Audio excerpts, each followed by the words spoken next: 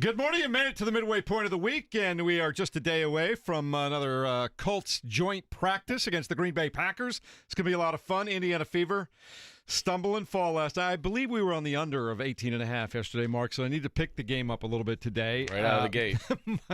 Mark is holding a microphone this morning because his microphone stand just snapped right as he was getting ready to come up Eddie texted here. me during the Fever game last night. He's like, just FYI, this thing is broken. I'm like, we're really falling apart around here. A little bit like the that does look crazy. It's a lot of fun. I was going to start by talking about the Fever, and again, another horrendous referee performance last night. Didn't cost the Fever the game. That wasn't the issue. It was bad throughout, but we'll talk about that as the day goes along. But we were talking about the Trash Pandas yesterday, right? We were? Yeah, we were talking about nicknames, remember, for minor league teams? Yeah, okay. And the Trash Pandas, okay. and I thought you liked the Trash Panda. That's always been my favorite nickname. Yeah. And you asked, what's a Trash Panda? And we told you it's basically a raccoon. Okay. We talk about it, and it manifests because Mark is running just a couple of minutes late today, and Mark's never late. So I call him up, go, hey, man, you okay? Everything good? And what's the story this morning, Mark Dykton? What happened? Well, I don't know if it was raccoons, but I came out. You said you saw Trash Pandas this morning. No, I did not. I I said you said the raccoons. garbage was knocked over, so I assume it was okay. raccoons. But yeah, it's garbage day today, so I went out there and I see the garbage is tipped over, garbage on the sidewalks. I'm like, well, I got to clean this up. I'm not going to be that guy. So I clean it up and everything, but there's maggots out there and everything like that. So I'm grabbing the hose and all this stuff. I'm like, I should not be doing this. It's 6-something in the morning. So I don't know what the hell happened, but yeah. See, Waste management's going to have a bit of a mess to clean up. The way you told the story, the first part, you're like, yeah, some raccoons knocked the thing over. I think they're raccoons. There It's you go. It's a 22-gallon, or it's a gigantic tub, so I would assume some sizable animal had to knock it over. All right. Or some hooligans in the neighborhood. I just thought Who maybe knows? we had manifested raccoons into your trash can I yesterday. think you were because we're hoping talking it about was your raccoons. trash I don't know cans. what they were, though. Good morning, everybody. JB, Kevin, how you doing this morning? Yeah, all those sweat bees, Mark. Maybe there's thousands of them just all of a There's the sudden said, non-potable water and let's caramel band affecting together me. and push over Mark Dykton's trash That's can. what it was. I'm good. A little overnight rain. We'll greet you here on this Wednesday morning. And, one more Colts practice coming up tomorrow. Although I'm a little bummed. I hope Jordan Love is okay, but it doesn't sound like the Colts are going to get quite the competition that they were hoping for with Jordan Love going to miss, among others. Well, that didn't matter last time they played the Packers. No, it did not. Malik Willis and the Packers got the last laugh there. But, yeah, when Matt LaFleur is having to answer questions about, hey, you're so banged up, did you think about canceling the joint practice? That's probably not a good sign for where Green Bay is from a health standpoint. So, unfortunately, I don't think it'll be quite maybe the peak competition tomorrow, but nonetheless, one final day at Grand Park. And James, you had a terrific piece that we'll get into later on today in The Athletic where you just kind of really zoomed in and focused on A.D. Mitchell, talking to some of the other wide receivers, talking to some just really getting an inside look at who this guy is and what potential he has locked inside of him there. Yeah, for sure. It was certainly an interesting piece. People usually request those at least once a year throughout training camp. Well, I'll take one training camp practice and use the binoculars to watch every single thing that a player does. And so it's tedious, but it is usually pretty fruitful. So interesting piece. Hope you all enjoyed it. And, yeah, we could talk about it on the show. But I definitely think we got to get into the Fever. That was a painful loss. I see Kevin's got on the Tito's hat. Maybe some people had that after the game, the 1-point loss. But, yeah, tough one last night. Yeah, I think if there's such a thing as a bad loss without Caitlin Clark, last night would have been it. Yeah. You know, Dallas without Enrique, they had lost 5 in a row. They aren't a great team to begin with. You kind of add up all that. And it's not like Paige Beckers went off. Right. I mean, she had a nice game, but, it's not like she had 30 on some highly efficient night there. And really, the Wings deserved to win the game. I know the Fever almost made kind of a roaring comeback there at the end, and the final 10, 15 seconds was pretty chaotic, but the Wings were the better team all night long. So, again, they've really avoided a lot of these without Caitlin Clark. I think they've more than weathered the storm, but you just don't want these to start to become a common occurrence here as they close out the regular season. And again, Caitlin Clark's return does not look like it's happening anytime soon. Yeah, it got down by double digits in the first half, and they rallied. Then you got down by double digits again in the second half. In the last 5 minutes of the game, they really start to rally. As Kevin aptly pointed out, it was a really chaotic last 15 seconds. And as chaotic as it was and as poorly as they played throughout the night, Kelsey Mitchell took a shot at the end, not a great one, but she took a shot at the end that could have won the game, James. Yeah, I thought, honestly, the game probably got decided with that hook call on Aaliyah Boston. I thought she actually got her arm pinned down by Lee Ueru. Ueru is She was pinned dominant last yeah. night. But I thought she pinned Aaliyah's arm on that one play late in, I want to say it might have been the fourth quarter, actually. when Carried that it happened. across the lane, I thought. And they reviewed it, and the call stood, and it was an and one. So obviously that's a 3-point swing right there. And honestly, I just couldn't believe that call standed, because if anybody watches the replay, Aaliyah cannot move her arm. She's not really doing anything but trying to defend and got her arm pinned. And I guess credit to Lee for forcing her up to make a call. But yeah, she was beyond that one play. She definitely had a dominant performance. And again, a painful loss for the Fever. But I would just, people get into the whole, they should have called timeout. What is Stephanie White doing? Kelsey Mitchell, what are you doing? Oh my gosh, this team is. I'm like, relax, people. They've won games they weren't supposed to win. They finally lost when they were supposed to win. So they've been resilient all year. The sky isn't falling. They're still in a good spot as far as playoff positioning goes. It's just basketball sometimes. Yeah, Do you guys like the reset rule? So I do. basically, It's for those odd. that missed it it's okay. late last night, Fever kind of have a mini transition after Paige Beckers misses a really good look. They're down 1, and Natasha Howard, I think, was kind of handling it early. Yeah. Nothing's really there, so then Kelsey Mitchell gets it with about 8 seconds to go. She dribbles around for 5 or 6 seconds. Nothing there again. Stephanie White's able to take a timeout, but in the WNBA, they have this reset rule where you don't huddle up in the timeout. It's simply just a side out. Mm-hmm. So that's what happened for the Fever. I think it was 1.7 was on the clock when Stephanie White took that. Kelsey Mitchell did get a shot off. Not a great look. But generally, do you guys like the old reset timeout that the WNBA has? It moves it along. I like that. I wish, going back to James' point about the pin down of Aaliyah Boston, here's the thing that drives me crazy in almost any sport, but I see it more and more often, I think, in the WNBA. Maybe I'm paying attention to it. But they go over there, they review the thing. Anybody who's watching a TV screen, even the announcers are talking about the fact that that's one of the most obvious calls ever. You can see the pin down. You can see her clamping her arm, dragging her across the lane, and the guy goes, no contact. Call stands. And you're like, what are you looking at? What did we just do for 2 minutes? So there's that. But they would have had another timeout, my point is, had they won that challenge, which they didn't win. But at least the way I like the reset, I'm okay with it, because at least it just moves the game along. You don't have 2 minute stop, 2 minute stop, 2 minute stop. Well, we did last night. It was one of the rare occurrences. Right. But I mean, generally, It that's felt like watching that's a the Big reason. Ten game, the final 3 or 4 minutes there. Selfishly for Grace Berger, I was glad that game wasn't decided on her fouling Kelsey Mitchell. She is trying to cling to WNBA life right now. She's with the Dallas Wings. She closed out on Mitchell and had a huge foul call late in that game. But, yeah, I mean, we'll probably continue to bring up the end of the game and the officiating. Again, the Fever didn't deserve to win that game. Yeah. Then there was another call earlier in that, remember, James, when Lexi Hall is just all over the back of a Dallas player for like 3 full seconds, and they never called that either. I just don't know what they're looking at and what they're seeing and what they want to see. Yeah, I'm on the record saying I think the WNBA is too physical, and not saying that as a slight to the women who play the game, but freedom of movement, fouls, and things like that. I'm like, man, you got to probably give us a better product and call some of the, other things. That way you can actually get a basketball game versus what Kevin just said, which was a Big Ten sort of feel. And whenever you bring that up, I think of how Tyrese Halliburton, when he first got here, and they were asking, hey, you're going to stop by the Big Ten tournament since it's here in your town? He was like, no way I would ever watch that boring basketball.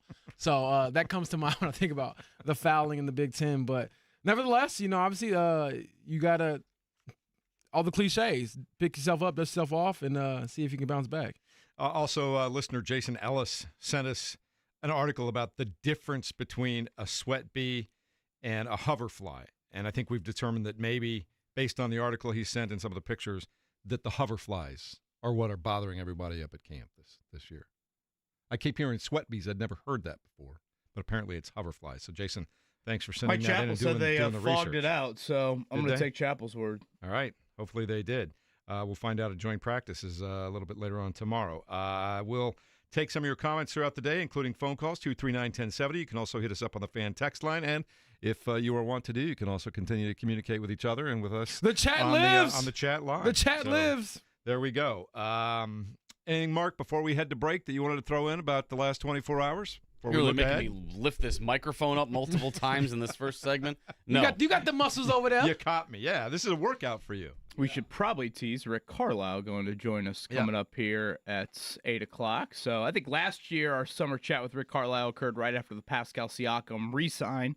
This year, the summer chat a little bit later because his basketball team played quite a bit later here. So we're still about a month out, a little over a month out from media day and training camp starting and all of that. Of course, the NBA schedule is announced tomorrow, but Rick Carlisle, Wednesdays at 8, and usually Tuesdays at 8. How about a Wednesday at 8 here on this August 13th? And Stephen Holder will join us at 9 o'clock as well. Talk a little bit more Colts. We'll do it all with you as we roll through the morning here on a Wednesday. It's 93.5 and 107.5 The Fan.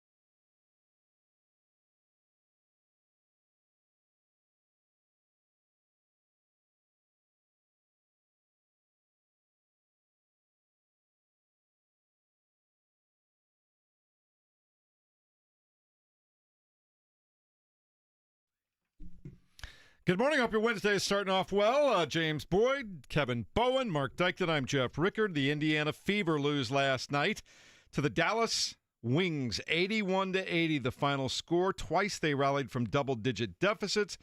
But, JB, 17 turnovers in the end, key turnovers down the stretch, just couldn't quite finish the job. No, it was obviously a painful loss for them, 1-point loss. And, you're going to go back to that last possession. Should you have called timeout earlier? But as Kevin alluded to earlier throughout the show, that was a game that, quote-unquote, they didn't deserve to win because they played so poorly. Kevin, you watched that game as well. Your thoughts as they get ready to move on to Washington tomorrow? No answer for, am I saying it right, Lee Yuru? It is Lee Uaru.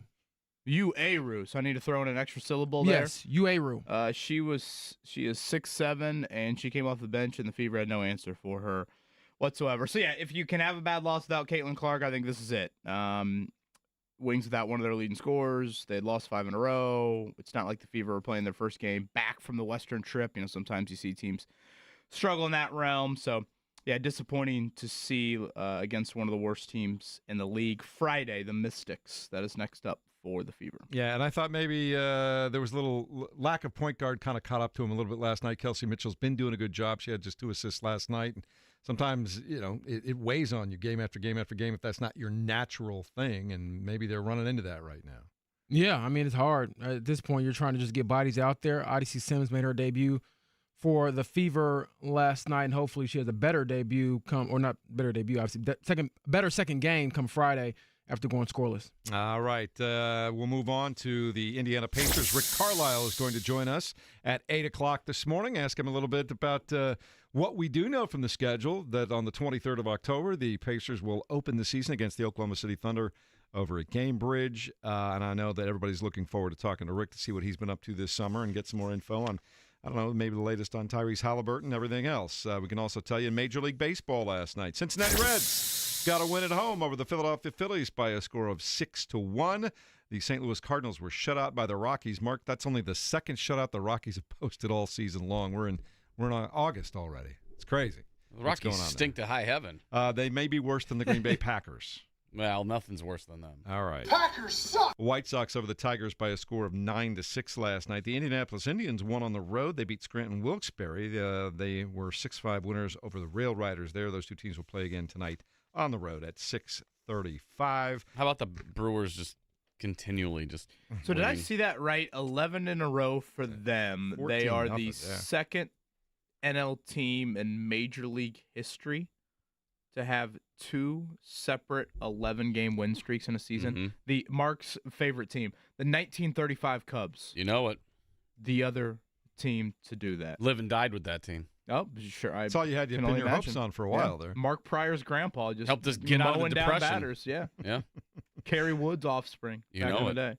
Also last night, Shohei Ohtani had his 43rd home run of the year. I And feel like by he's the way, always in the news for other things besides baseball. Yeah. yeah, apparently him and a Nefarious partner dealings. are being sued in Hawaii for their interference, nefariously, someone claims, of a real estate deal out there. And that was after his agent, stole money from him, too? It's This like, is not the gambling agent. right. This is sort of another agent, situation. apparently. Okay. Need to get around some better people, Shohei. Shohei, if you need a friend, brother, hit me up. Yeah. The DMs are open. K-Bo and 1070 And on you Twitter. work much cheaper than those guys, too, I'm guessing, right? Well, Yeah. before I say cheaper, how about ethical? Well, I think that went That was without good. saying, Kevin. That was good. That was Share good, with Kevin. you. We What- go without saying What's that the it's Toy gonna be Story ethical. song? You've got a friend in me? Yes. Yeah. Right here, Shohei. My hand is raised, brother. Hit me up. Share a Kool-Aid together. Or a Mondo, whatever you want to call it. Something like Kool-Aid that. squeezes. Yeah. And the Indianapolis Colts will be back on the practice field tomorrow, Kevin Bowen, against the apparently Jordan Loveless Green Bay Packers. What do we know? Left thumb, a little procedure for him, so non-throwing, but he is going to miss, sounds like about a week for the Packers, so that is unfortunately a bummer. And yes, Malik Willis, although I will say that game was probably one more with Josh Jacobs and the Green Bay defense last year. But yeah, so it will be Malik Willis time, who I guess has really struggled this camp. Threw a couple picks earlier this week in a practice. Green Bay, again, very banged up. It's the battle of attrition, it sounds like. Green Bay down like 4 of their top wideouts, and obviously the Colts banged up in the secondary here. So the Jets really handled Green Bay in the preseason opener, and that was when Green Bay did play their starter. So the plan for the Packers, they will play as many frontline guys as they have coming up Thursday during the joint practice. They will not play them coming up Saturday afternoon inside of Lucas Oil Stadium. One thing to note in that game inside of Lucas Oil, I mentioned this when Shane Steichen originally laid out his preseason plan for the quarterbacks. Just weirdly how the schedule has evolved here in Anthony Richardson's career. We talk a lot about how much it costs to go to a preseason NFL game and maybe the lack of entertainment you get for that dollar. Anthony Richardson, I believe, going into Saturday, has thrown like 4 passes in his preseason career inside of Lucas Oil Stadium. He has seemingly only played on the road.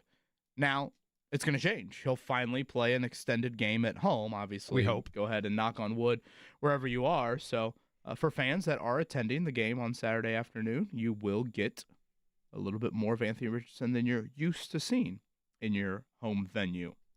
Let's hope he stays upright and has a nice night and completes a bunch of passes. And Nice afternoon, right? Yeah, I guess it is an afternoon. James, anything else you want to throw in before we move along here? Is the window going to be open? Is the roof going to be open? Yeah, we're going to get those tweets anymore. Who makes the announcement on that now? I assume the Colts will just send it out from their own account. Is it going to be hot? That's probably a dumb question for me to ask. Yeah, I'm going. I hadn't thought about it, but yeah, I'm going to miss the Jim Irsay tweets about stuff 92. I would venture to guess that means roof closed, right? If you're in the sun, yeah, that sounds awful. All knows we only have one more day out there, Kevin. One more, brother. All right, that's what's happening in the world of sports. Coming up in a few minutes, we'll talk a little bit more about the Fever last night. The Indiana Pacers will look to get their schedule released on Thursday. Rick Carlisle is going to join us on the program at 8 o'clock this morning. We'll talk a little bit more Colts training camp, some notes around the National Football League. It's all dead ahead. And do we think now, too, it was raccoons or coyotes people are pointing out on the text line? I've never seen either in Brownsburg, so your guess is as good as mine. What's that, How else do you coyotes? describe Mike Wells? Oh, Wow. dang. You know what? I Dang. think we found our Wow. perpetrator. I think that's who it was. Mike, call in and defend yourself. He knows I have audio Let's be on honest. him. Unless that man's golfing, he He's not up. ain't doing anything at 7:23 in the morning. That's probably true. We will continue the program on a Wednesday morning at 7:23 as you are on your way either to school or work or both. We'll continue next on 93.5 and 107.5 The Fan.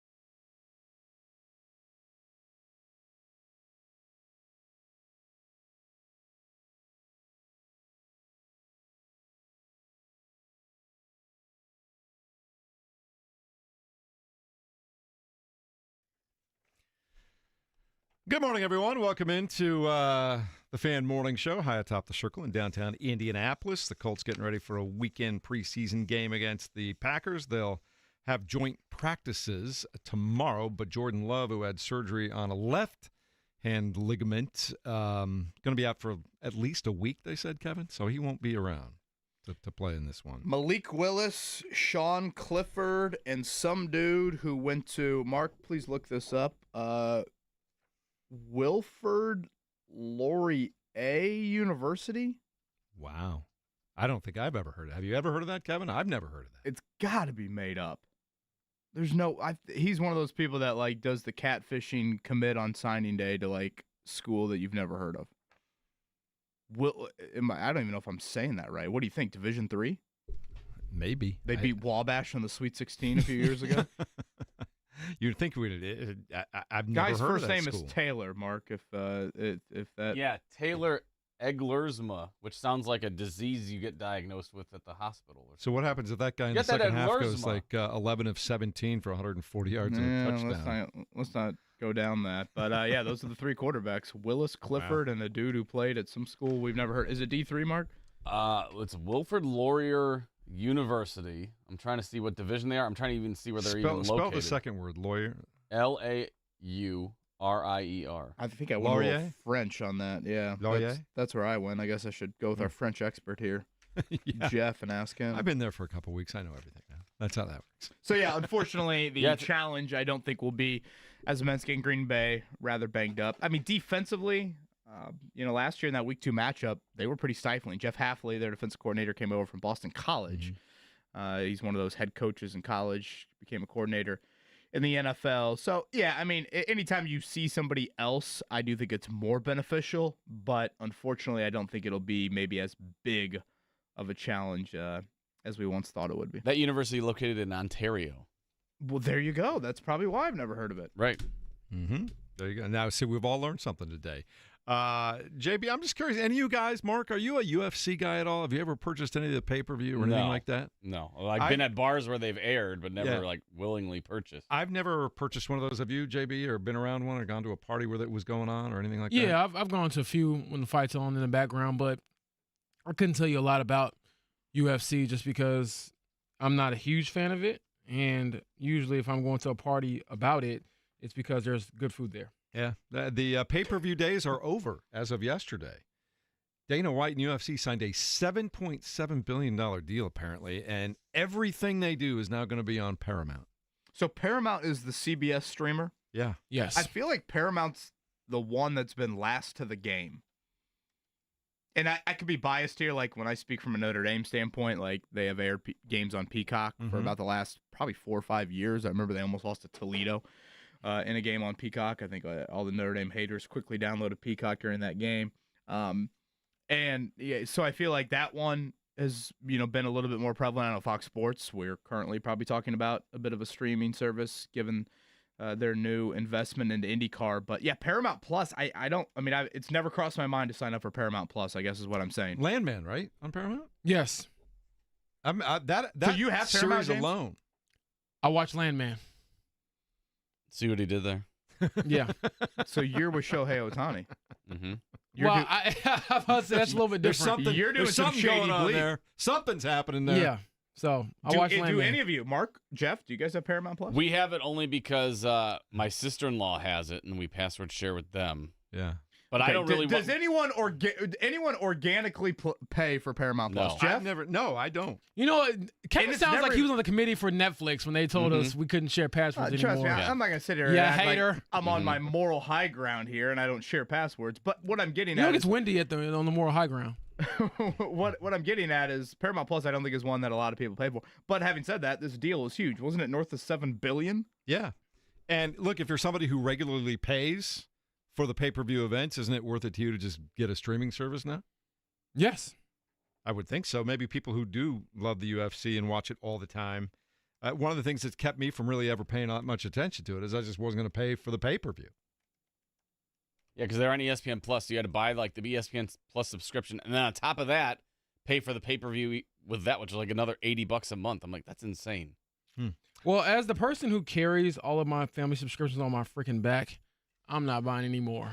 Yeah. I told them. Enough's enough. You do it for Yeah. grandma, though, don't you? Yeah, I pay for grandmas, but everybody else, Grandma I'm like, wants y'all UFC. working. So my parents are like, do we have this? I love you guys, but I am maxed out. You have access to my Max account. My grandma has Netflix. You got Apple TV. You got ESPN Plus, Disney Plus. I'm done. So if you want it, my dad's like, do we have Landman? I have Landman. Grandma, you will not get my OnlyFans login. Whoa. That escalated quickly, but We already know. All you're going to see is Speedos, shots of Speedos on there, probably, right? Is that I how don't that know. works? She's going to be asking who this Kevin Bowen character is. So, but it makes me wonder, though, and I want to get everybody's thoughts, and feel free to either call us up at 239-1070 or send us a text at 239-1070 on the fan text line. I'm just curious. Are we inching closer and closer to the days where we can't even watch the Colts here at some point in time without having a subscription to somebody on streaming? I don't know that 5 or 10 years from now, everything's going to be on streaming. Yeah, I don't think that day is anytime soon. No, I hope not. Yeah. I hope not, but you look at all the money that these streamers are investing. I mean, when's the broadcast deal come up? I mean, we obviously have to get to the end of that. I think isn't it's it? 2 or 3 years away. Is that it? I thought the I'll NFL have to take a look at it. I a haven't longer paid close broadcast attention. deal than that. But the point is, like, when our kids, my kids are 16 and 17, when they are 10 years from now, when they're 26, 27, do they still just get to plop down in front of CBS at 1 o'clock on Sunday afternoon and watch the Colts? Gosh, The media rights deal is for 11 years that they it's signed 11. in 2023. So it's Okay. not going. It's Yeah, not. definitely not 2 or 3 years away. There we go. No. I can't even imagine 10 or 11 years down the road, to be totally honest with you. But, I will say from a sports standpoint, I would say the thing that is probably gluing together one particular entity more than any other is March Madness and that TV deal. And when that comes up, I want to say it's 2032. When that comes up, the future of college athletics, again, imagining things 7 years down the road seems a hair ludicrous, but nonetheless. By then, Max Bowen's going to be trying to figure out, who do I want to go Division I mean, can One you in basketball or imagine- football? God, no chance in hell. By then, my kids are going to be coming over and setting stuff up for me because I won't be able to figure it out. Can you imagine what a streaming service would pay for the rights to March Madness Who? or something along those lines? Man. So, again, we are a ways down the road. Yeah, Nora, Rosie, and I just know how whoever will often be things hosting change, the though, show. too. So I'm just curious. And I want to hear from folks who love the UFC. I would think it's a bargain for them if they've been paying for 5 or 6 times a year, whatever it is, Mark. what's Paramount a month? And I assume it's going to go up. Say, I don't I think know. it's like $6 a month or something like Is that that. all it is? And I'm guessing it'll go up. Maybe I will get based that off for this? Landman. Well, if you got it, you You're rolling watching in it the dough. somehow. I already learned that you're not going to share your password with me, so I know that. Oh, no chance. I cut family off, so it is what it is. It says it's $7.99 per month, and then if you want to add it to get Showtime as well, it's $12.99. Yeah. see. Aaron from Minnesota says he gets it because Landman and Tulsa King are tremendous. Oh, it's also the streaming service. Thank you here to this tweet for a lot of the UF Champions League and all that. Yeah, EPL. Got it. So that's probably something that, I don't know, a chunk of the sports audience has. That's not my cup of tea, but I totally get that a good amount of people do have that. Yeah, I would imagine that people it's probably a bargain for them, and Dana White doing something a little daring again. I know people were lauding him for that yesterday. That they're stepping out. So I was just curious what people are willing to spend. I'm curious. Do you know, Mark, what you spend for streaming a month? Ha! Jesus. This is like Because I know it's well over what are we doing $150 in our house. YouTube TV, what is $82 a month? And I just got the first of 3 installments taken out for Sunday Ticket, which was $108. And then good Lord, Disney Plus, Hulu, all that. Yeah, it's probably Mark, north send of your 200. W-2 over while you're at Yeah. it, too. I'm gonna need access to all of your last bank Well, statements. we do share a lot of passwords. I probably shouldn't say that on And air, that's but we do. Social There's no other Security. way we're going to be affording all this. Hey, respect. More power to you. I do want to pivot a bit though. When we look at tomorrow's practice, I do know that obviously Jordan Love will not be available, Kevin, but I honestly had to remind myself of how Malik Willis had the game of his life against this Colts defense last year. And I say that tongue in cheek because what was it, like a 16-10 game or something like that?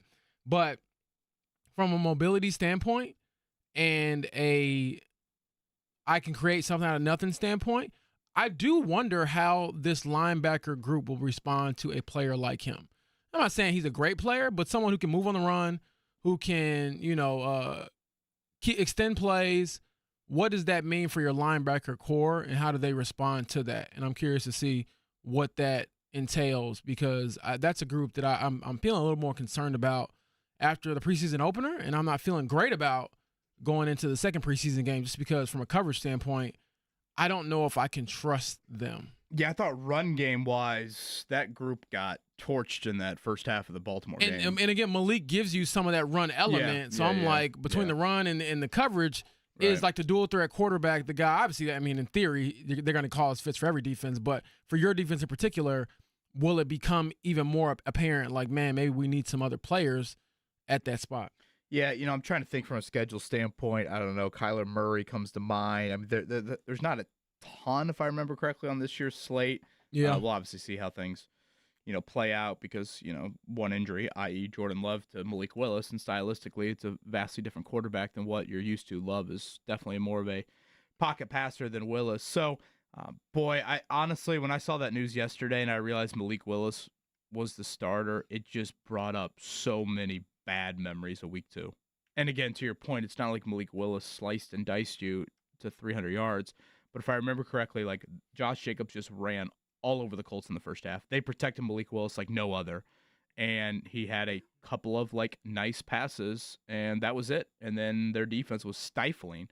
And, for those that misremember last year, remember we had the Packers and Eagles play in Brazil on that Friday night of opening weekend.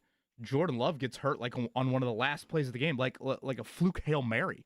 He gets hurt on, and I'm watching it. The game was largely over. This is like midnight, and I'm watching that play. I'm like, what a break the Colts just got. Jordan Love just gets hurt on a, very non-consequential play, and then boom, next thing you know, week 2 rolls around, and the Packers get the last laugh, and the Colts start 0-2, and, for seemingly the upteenth season in a row, you're climbing uphill. Again, defensively, it seems like Green Bay's in a better health situation, so evaluation-wise, that should be key, or at least a little bit more of an accurate evaluation for the Colts there. So, again, this is it. Tomorrow at Grand Park, 3 o'clock. That will be the final joint practice. And then we'll obviously see the Colts starters for around a quarter, it sounds like. Anthony Richardson a little bit longer. Coming up Saturday afternoon. And the plan for Matt LaFleur in Green Bay is they will not play their starters. You talk about little PTSD for Colts fans last year. That's why Gus Bradley's not around. Losing to Malik Willis, losing to the Giants and the backup quarterback that they had rolling there with Drew Lock, and getting rolled over with the running game and a lot of things they've done in the offseason, particularly in the secondary, James, to try and fix that, and then bringing in Lou Anarumo. And from that perspective, I can see why some Colts fans might be a little more optimistic that they're going to win a game or two more than they won last year. Yeah, and then I think you look at the quarterback play and you're like, are you sure? Because it always comes down to the quarterback. I mean, unless the defense is going to score a bunch of touchdowns for them, they'll need either QB to step up and have probably a much better year. Well, not probably, certainly a much better year than they had last year to have any type of success. You think completion percentage matters, James, in training camp? In training camp? Yes, to a degree. I'm not going to lose sleep over it. But, well, can I give a cop-out answer and say it depends on who you're talking about? Because if you're telling me, I don't know. Expand on that a little. If you tell me, oh my gosh, Patrick Mahomes' completion percentage in training camp this year is 51%, I couldn't care less. If you tell me that Anthony Richardson's completion percentage in training camp is not good, I'd probably be thinking, okay, well, is he making any progress? So maybe I read more into it depending on who the player is, but I'm still not too beholden to it as a stat in training camp, mainly because also, I mean, do we even keep official stats? Can we keep official stats? They're never going to show us, so I don't know. Yeah, it's a question that I threw Jim Bob Cooter's way the other day. Yeah, I saw you cozying up to him. I said, "Ooh, Kevin's on his PI detective work." He had the hat on, he had the sunglasses. He was basically saying, I saw you out, late at night last night. I was going to ask him in front of everybody, but they were kind of in a logjam of people. It's a vet move. I've learned it myself now. They asked if I could do that one off to the side. So, basically, he said something to the effect of how you just kind of let off. It does matter, but it's not the end all be all. Okay. It's something that they do emphasize. They try not to overemphasize it, though. And he brought up a statement here of like, if you want to as a quarterback, you can kind of artificially boost that number. You can inflate it. So I would ask this to you. Do you think Daniel Jones is artificially boosting his completion percentage? Like, do you think he's not testing things in camp, or is this just who Daniel Jones is as a quarterback? I feel like having watched him with the Giants over the last several years is kind of who he is as a quarterback. He doesn't push the ball downfield. He will take the safe, easy throw, which is fine, except that you don't move the sticks all the time. And that's kind of been who Daniel Jones has been the last couple of years. What do you think, James? Because he's about, 8 or 9% higher than Richardson in camp, if you want to get into the unofficial numbers. 60, 61 for Richardson. I think Jones is close to 70. Yeah, I mean, I just think Jones is a more efficient player. So by default, he's going to have the numbers kind of be inflated in his favor in that regard. So for him, I look at the quarterback more so than like the completion percentage, depending on who it is. So for Daniel Jones, the completion percentage to me might not matter as much, just because I know you can, get the ball to the receiver. It's can you do it and move us down the field? As I've said throughout these recent shows, you can't dink and dunk your way to the playoffs. I don't care what anybody says. You can tell me, oh, he completes 80% of his passes. Do they go anywhere? Because if you do that long enough against good defenses, you're going to lose a lot of football games. So, I don't know. That's a good question.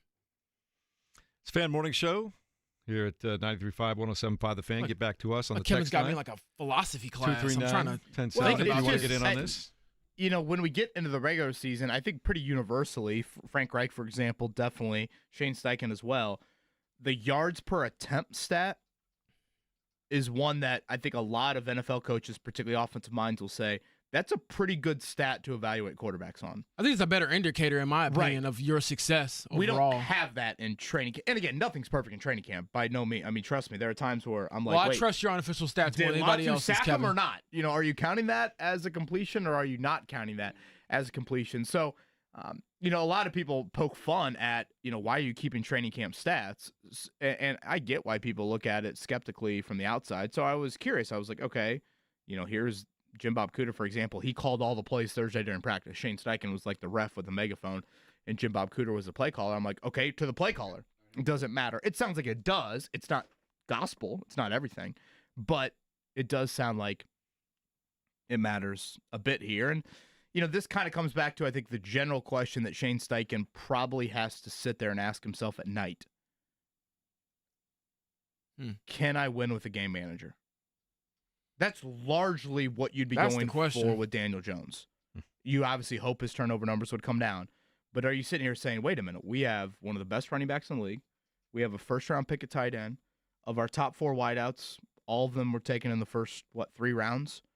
We have an offensive line that we feel like is one of the better units in the league. Given the 10 you have around that quarterback, there's probably a little bit of thought to Shane Steichen. It's like, man, if we can just, again, get someone that keeps us afloat. Now, is that enough? Or is your defense once again going to be a bottom third unit in scoring defense, and you're going to need more from the quarterback position? I think that is the internal battle Shane Steichen has in trying to sit here and say, all right, what do we need at quarterback in my 3rd NFL season as head coach? Just curious, knowing that they're going to reverse the roles because of the Anthony Richardson injury last week. When do you think we get a nod at starting quarterback? Are you going to wait till after the 3rd preseason game, or does somebody take a step forward this weekend? When did they announce it? Yeah. I would think they have to do it after this game.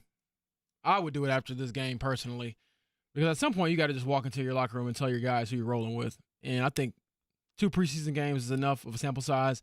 And in that 3rd game, you probably want to have it figured out so everyone's on the same page. I still probably play my guys, as Kevin alluded to, I believe, yesterday. So, yeah, I think after this week, he should probably announce a starter. Kev? Yeah, that's probably where I'm at as well. Again, we will not see any practices moving forward after tomorrow. Tomorrow's our final. I mean, we will see stretching and. I'm going to say, Kevin, use your height, brother, and look over the fences at What are they paying you for at 107.5 The Fan? Okay. Individual James is like boosting me up into the trees to watch. We need one of those, maybe like, I can just one of those, constantly. Maybe I can have Rick Carlisle just fly me over the Eagle Creek Airport. So we need one of those like practice. trench coaches where I get on your shoulders, I get the glasses, the mustache, and Inspector we're looking. Gadget. You interlock episode your hands and let him put his foot on there, and then boost him up over the fence there. No, be like Andy Dufresne and like dig yourself in, just like crawl on the ground. There's multiple ways to do this. Okay. Drones? How about drones? Yeah, to James's point, I don't know. I get a little vibe from Shane that he would like to have this done this time next Wednesday. Yeah. But, this is where it gets back to, okay, what if Anthony Richardson comes out and has a very blah performance on Saturday? Can you really name him the starter after that? I wouldn't. If he came out and had a horrible game. Then what do you do next Saturday? Are you playing them each a quarter against Cincinnati? Are you continuing it through the preseason game? It's just, good point, really good once point. you get through, they will still, I assume, camp it up a little bit, like Tuesday, Wednesday at practice next week. Right. Again, we won't watch it for the full allotment that we're allowed to now, but he's got room on the schedule, I guess is what I'm saying, to probably do it for one more week. Then the Miami stuff really takes center stage of, all right, you got to start preparing for week one. We're less than 2 weeks away from roster cuts, those sorts of things. So if he would like to, schedule-wise, he could probably keep it going for another week. But again, from a let's commit to someone, let's give them 3 weeks of the full starting reps, that probably is something he would like to entertain as well. Yeah, it kind of feels like, though, still, that unless Daniel Jones does something special and Anthony Richardson is just awful, it still feels like it's AR's job to lose. I know we've talked about that a little bit, but Is it that big of a I was gap? going to say, I don't feel that way necessarily. no? What do you feel? Like I've been saying on the show the last couple of days, it's closer than people think it is, and I think that they could absolutely start Daniel Jones, especially if Anthony has a bad game this upcoming Saturday. But deep down, don't you think they want Anthony Richardson to win this competition? They need him to win this competition? I think self-preservation kicks in at some point. I really do think that. I think that you can want it and you can wish it all you want to, but if this dude comes out against the Green Bay Packers and he plays the most of the first half and he looks bad or he gets injured again, there's going to be serious conversations about, okay, do we actually play this guy? I understand the upside, where he was drafted, but self-preservation will kick in at some point. Everyone's going to have to have the conversation of saying, do we want to marry our futures and our job tenures to Anthony Richardson? And if the answer is no, then you start the other guy. It's going to be fascinating to watch it play out. But again, we'll have a joint practice tomorrow. Colts and Packers, as you point out, Kevin, that's the last chance that anybody publicly gets to see the Colts practice for a while. That's it. That is it. Earlier end of training camp than usual. August 14th. It is about, 12, 13 days, I think, something like that, if you add them all up at Grand Park. So, yes, tomorrow is it from an open practice standpoint. And I guess for those that have come across tickets or are trying to go, I thought it was sold out. I believe this is one of those premium practices. I think it does cost like $5 or $10. All proceeds, I believe, go to the Flag Football Association. So just a little FYI there. Last time to get your bucket hat signed by James Boyd. I want at least 2 signed tomorrow. I don't want to be damaging any more, equipment out there for, protect yourself from the sun and not my signature. How 2 about signs of a bucket hat for James, and I want Kevin to get someone bring Kevin another Kool-Aid package. That Oh. blue Powerade. The man in the Florida shirt. I forget his name. That was so just nice of him to bring It was that clutch, wasn't it? cold Yeah. blue Powerade. It probably started all this drama we've had over the past few weeks. Yeah, with you were Mondos. very crotchety about all that. All right, coming up in a minute, the head coach of the Indiana Pacers, Rick Carlisle, stops by. The guys will have a chat with him about his summer and what's going on there. We'll talk about his thoughts on the opener against the Oklahoma City Thunder and everything else Pacers as we continue next. It's 93.5 and 107.5, The Fan. And he had the coldest looking blue Powerade I've ever seen. And I mean, my mouth was watering. I mean, I thought to myself, that thing looks immaculate. I want that thing. Just, Mark, go ahead and clip it out. I'm isolating all the sound. I mean, that just looks beautiful.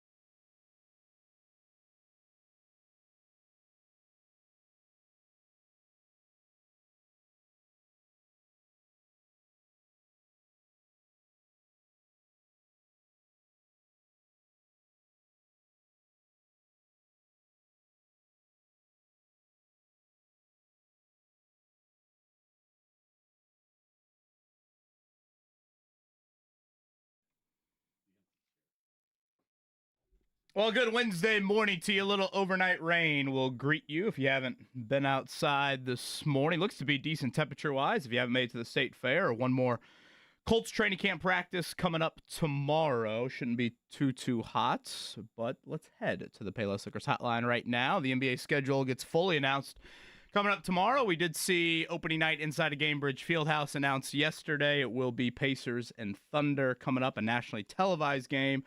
And to talk more about that, he is the head coach of the Indiana Pacers. Our summer chat, if you will. Instead of Tuesdays at 8, how about Wednesday at 8? He is Rick Carlisle. Coach, happy summer. Good morning to you. How are you? I'm all right. What's happening? We're living life. Before we get into maybe some basketball combo, what's been on the summer agenda for you? Any great trips? Anything you've looked forward to doing this summer that you've gotten accomplished? Yeah, some moving around to different places, but it's been good, and it's a very short summer, obviously, because when you play your last game of the season on the last possible day of the finals, the summer is pretty short.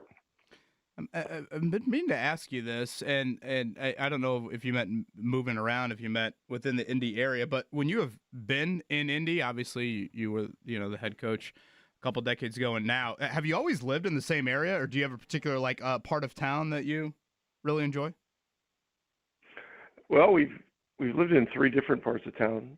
When I was first there as an assistant, we lived in a pocket of homes called Golden Hill, which was down kind of adjacent to Woodstock Country Club. It's kind of like 38th and Martin Luther King area. It's a kind of an eclectic group of homes that's older. That's pretty cool. And interestingly, when I came in 1997 to work with Larry Bird, Dick Harder also came with us, and we ended up buying a house that Dick Harder and his wife Mary had lived in when he was an assistant coach with Jack Ramsey in the mid-'80s.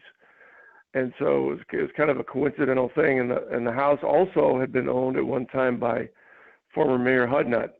So the house had some interesting history. The second time we were in the 44th and Penn area. I guess it's Meridian Kessler, and then now we're up north in the Carmel area. So yeah, mixing it up, but have enjoyed all three spots. Rick, any pilot lessons as of late? I've flown a little bit, but no lessons. I'm not current right now. I've got a few jet hours this summer, but that simply means sitting in the left seat with a highly trained instructor in the right seat, and I'm doing the controls, I'm doing takeoffs and landings and stuff like that, I could do that stuff, but I certainly would not be doing it by myself. I respect that. Pivoting more to the basketball side of things, we see that Tyrese is making some progress throughout his Achilles rehab, and I believe he'll be out of the boot fairly soon if he isn't already. So have you spoken to him recently, and where is he at in his recovery, just mentally and physically right now? Yeah, I have spoken to him recently. I've spoken to him quite a few times this summer. He's in great spirits. He's just, he always has a positive outlook on things.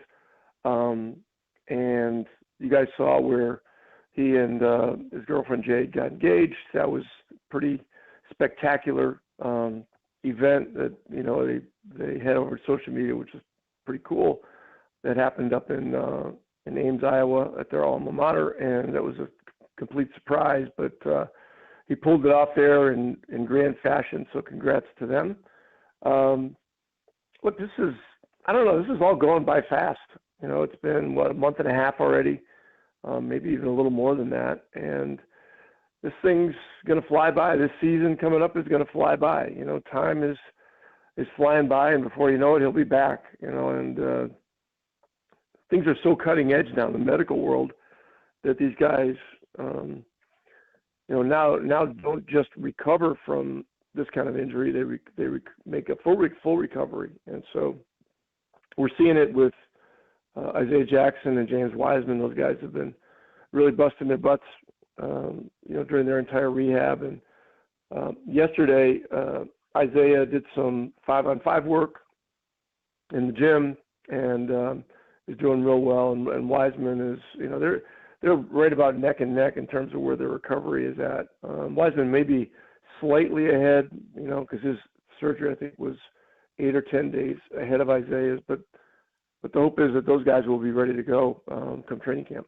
So Summer Chat with Rick Carlisle, normally Tuesdays at 8. It is a Wednesday morning, and we appreciate the coach hopping on with us here. Really enjoyed you with Caitlin Cooper on her podcast last week, Coach. And in that, you mentioned to her that, at different times this summer, you've had people either randomly contact you or just come up to you and say how really inspirational the run was all the way to the finals into Game 7 last year.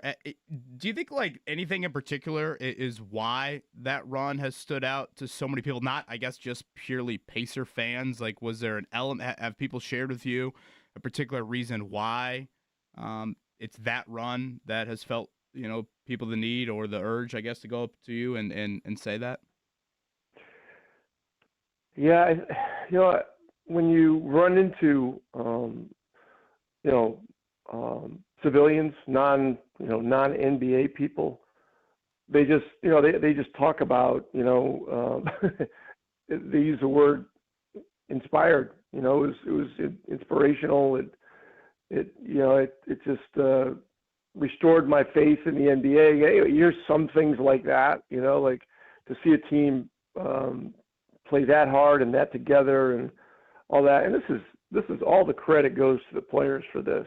And so, talking to NBA people, running into people in Vegas, I was on a Zoom a couple of days ago with our executive committee of the Coaches Association, along with some members of the competition committee. And in fact, I ran into an assistant coach with one of the Eastern Conference teams about 5 days ago down here where we are in South Carolina. And he said, you guys are changing the game, changing the way game is played, the full court pressure, the way people are looking at roster construction, all that kind of stuff. And so, and I've gotten that comment or sentiment on several occasions. And so, obviously, our fans should be very proud. Our players should be very proud. Myself and the coaching staff is proud. But the work goes on, and it never gets easier. And to set a standard is one thing. To maintain a standard and then work to increase that standard is something totally different. You obviously have to live in a world where pretty soon you got to fully turn the page, and maybe you already have. But have you found yourself at any point in this offseason going back and watching any part of that run or maybe thinking back on any part of it that really stands out to you? I mean, so many games. I was talking with somebody yesterday about it, and it's like it wasn't just that you got to Game 7. It was really cinema. It was like Hollywood-type 8 points in 9 seconds. It seemingly happened a handful of times throughout that run. Have you gone back and watched any of it? Anything stand out, or is it fully turn the page? Yeah, I watched. I did not watch. Well, I should say I watched. I watched the beginning of Game 7. I watched the first.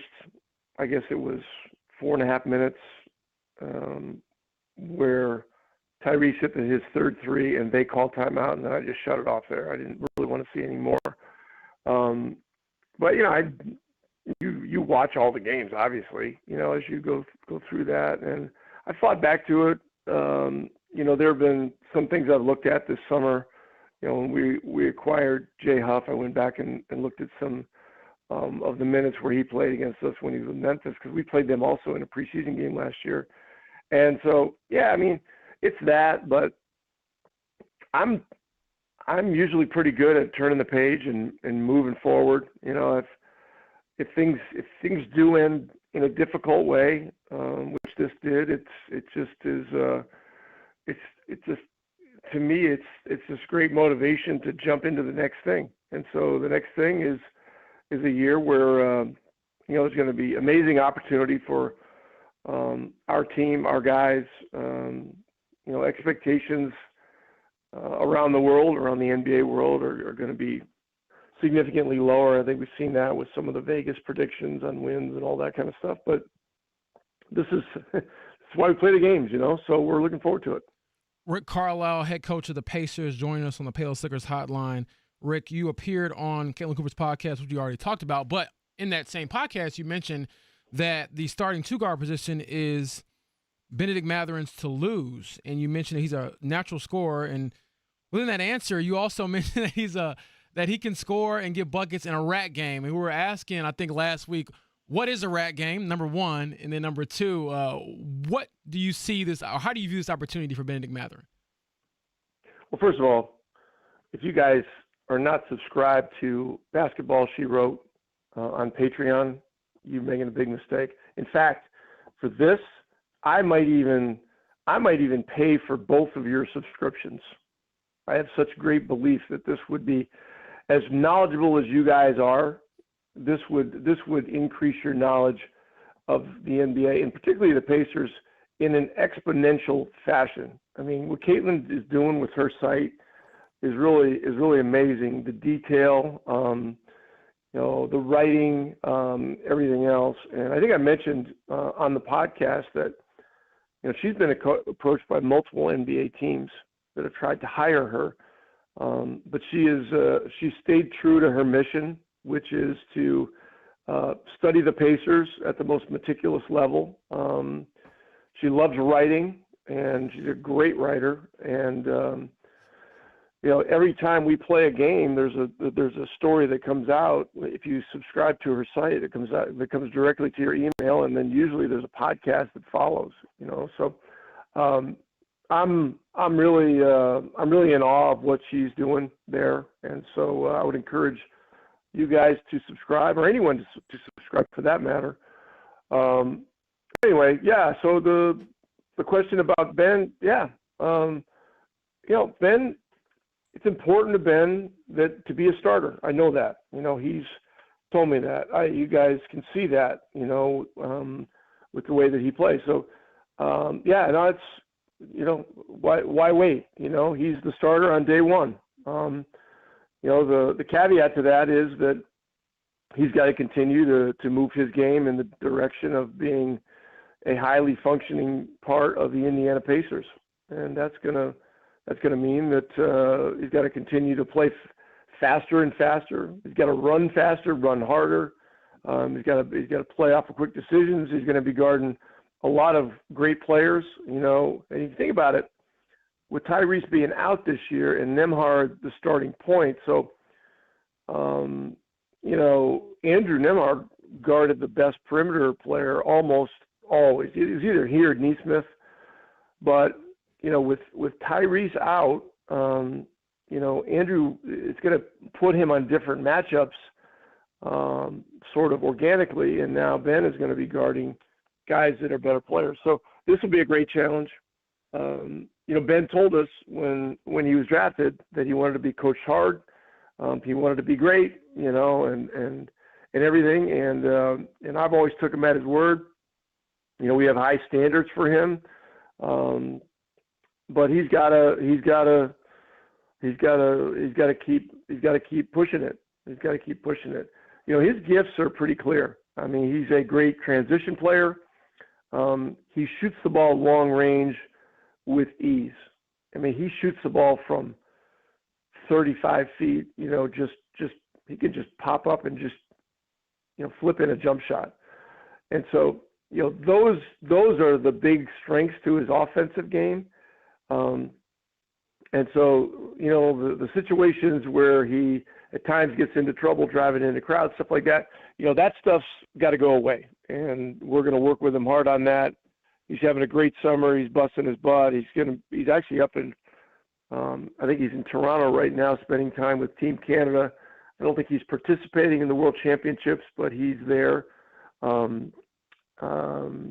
And I don't know that he's participating in the workouts, but he is there watching if he's not participating, and he's I would certainly have to believe that he's a big part of Team Canada's future. So anyway, all good stuff on Ben Mathurin. I know that Kevin is the president of the Ben Mathurin fan club. Indeed. And so there we go. And so as president of the fan club, you should be pushing all of your members to hit him on social media about the things that he needs to do to continue to work to be great. Move that to the top of the monthly meeting coming up here next week. Well, I will say this, Rick. I subscribe to Basketball She Wrote. I actually have a shirt as well from Caitlin Cooper. So been a long-time subscriber for probably over a year and a half or 2 years at this point. And one quick follow-up. What is a rat game? Because we were debating this last week, and we have no idea how you view that or what that means. Yeah, I mean, no disrespect to rats. But, it's a term to me that means let's say you're playing a team that's a very hard-playing physical team that does a lot of switching and does a lot of things to junk up the game.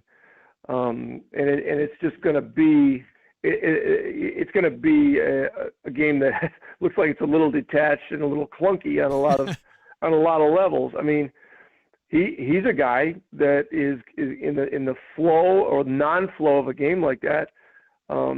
He's going to find ways to get the ball in the basket and get to the free throw line, and it's a great compliment to him.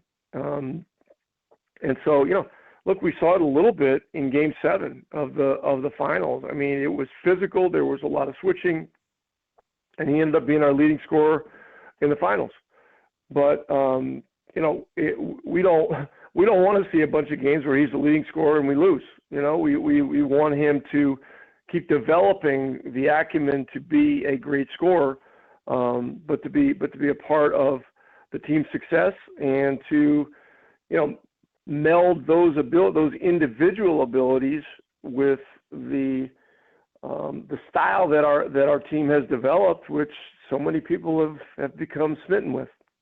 With the important caveat of no disrespect to rats, Rick Carlisle with us here on the Payless Liquors hotline. Just a few more minutes. We appreciate the Pacers head coach joining us here for a summer combo. This is our first chat since really, I guess, right after the playoffs. And obviously the first big bit of news in the offseason was Myles Turner joining the Bucks. Were you as stunned as it sounded like Kevin Pritchard was when he found out that news? Yeah, I was surprised. But it's pretty clear what happened. Milwaukee found a way to come up with enough cap space in a very short period of time.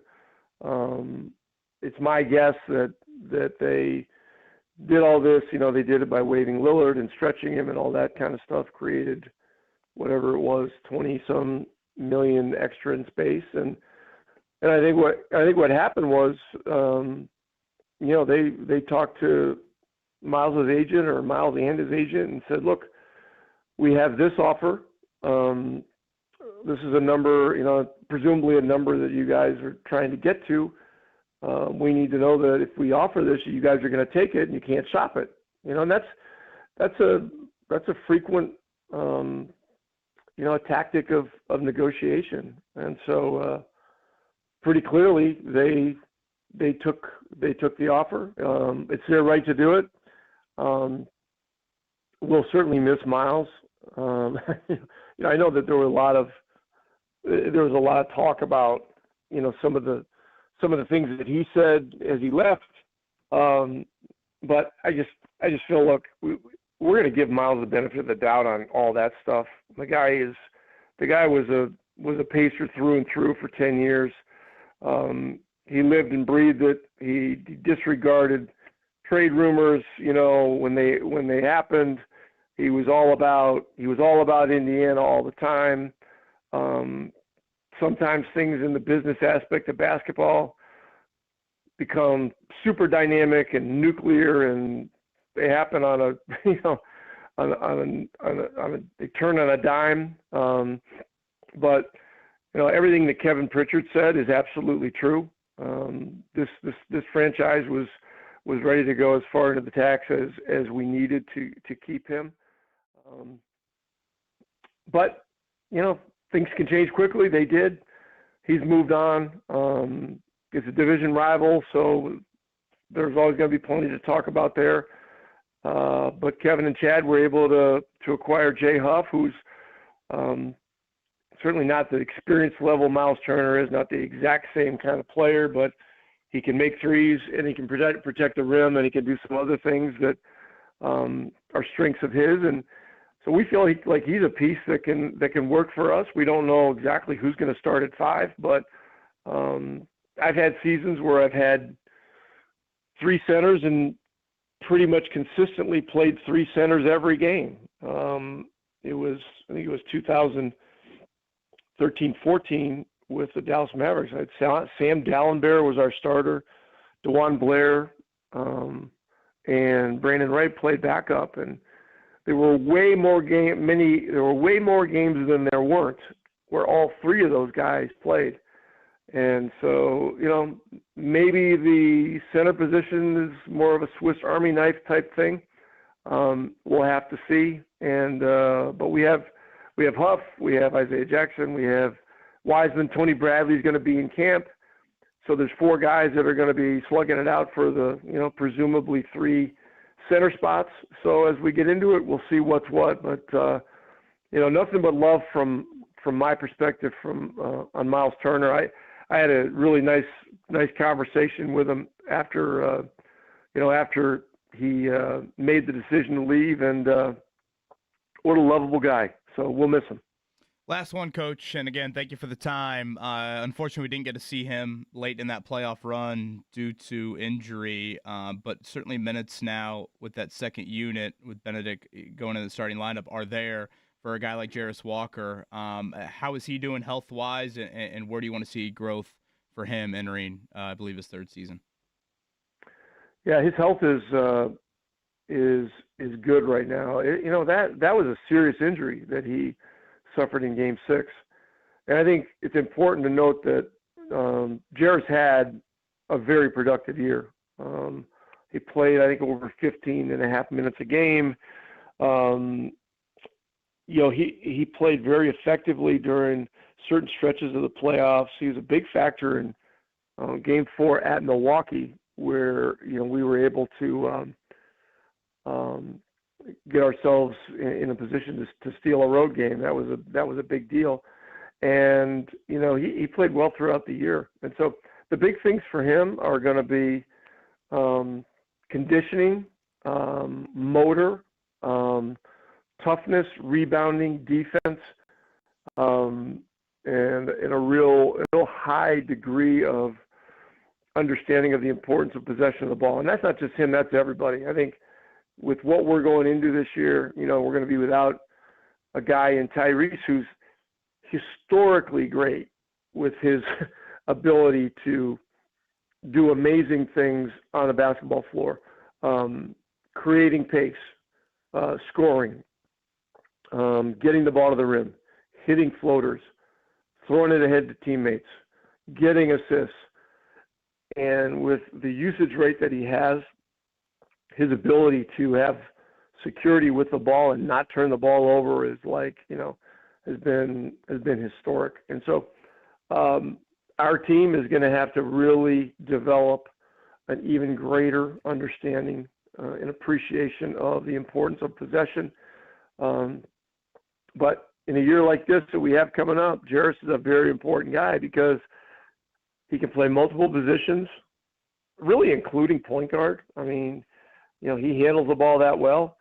But I want to see him be able to get a rebound at one end and put on the burners and go coast to coast with speed and attack the rim at the other. I think he has the ability to do that. So I know he's working on those things along with a lot of other things, but it took him a good 2 months before he was back on the court going 100%. And so it's going to be an active end of the summer for him. But, people should be excited. People should be excited about Johnny Furphy after watching him in the summer league. I think Furphy's another guy that he's a lot like Ben Shepherd. He's a seamless fit into our system. He runs, he rebounds, he passes it, he moves it. He's a great cutter. He doesn't need the ball to be effective, and he's a lunch pail guy, man. He's going to work. So, and some of the stuff that he did in the summer league, some of the dunks, you guys saw those. Pretty awesome stuff. And so he's become a fan favorite. And then we've got the two rookies. We've got Peter and Jones. We like those guys a lot. Both of them improved as the summer league went on. So a lot of opportunity, a lot of excitement from my perspective. We'll see what the schedule shows tomorrow.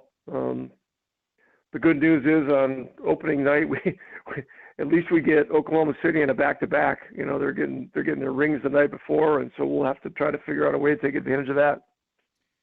Last one, and again, we appreciate the time. What's left? About a month-ish to go in the off season. Is there anything you're looking forward to away from the floor before training camp starts up? I assume late September. Well, Abby Carlisle arrives tonight down here where we are, and she spent the summer taking some summer classes in New York City at NYU, and so she'll be down here for a week or so, and then we'll drive her down to, up to Charlottesville, and we'll spend some time there, and then eventually meander back to Indianapolis. We're really looking forward to getting back and getting going. But it's been quite a year. If you go back a full year to where we are now, so we're mid-August. You think about mid-August 2024, and the way everybody looked at last season, coming off the conference finals, there was anticipation, and then we got into the season, and then it was we were 10-15, and we were banged up, and didn't seem to be a whole lot of good stuff happening, and then we started to get healthy, and Nemhard came back, and we went from there. We won 3 games on the road to get to 500 at Christmas. Pretty much a similar thing we did in the previous year, and then a lot of great things happened. So this year is another mystery at this point, but we're looking forward to putting the pieces together. Well, we got this text during the convo. Said, please tell Rick this run inspired me and my group of friends to get back in the gym and start hooping again. So the inspiration is impacting the local men's leagues here in the great state of Indiana. Coach, enjoyed the time with Abby. Safe travels back up here a little bit later in September, and greatly appreciate the time. Thank you. Cheers, guys. Take care. Rick Carlisle right there on the Payless Liquors hotline. No disrespect to Rats, and plenty of other takeaways we've got from that combo. We'll do it on the other side. It is the Fan Morning Show.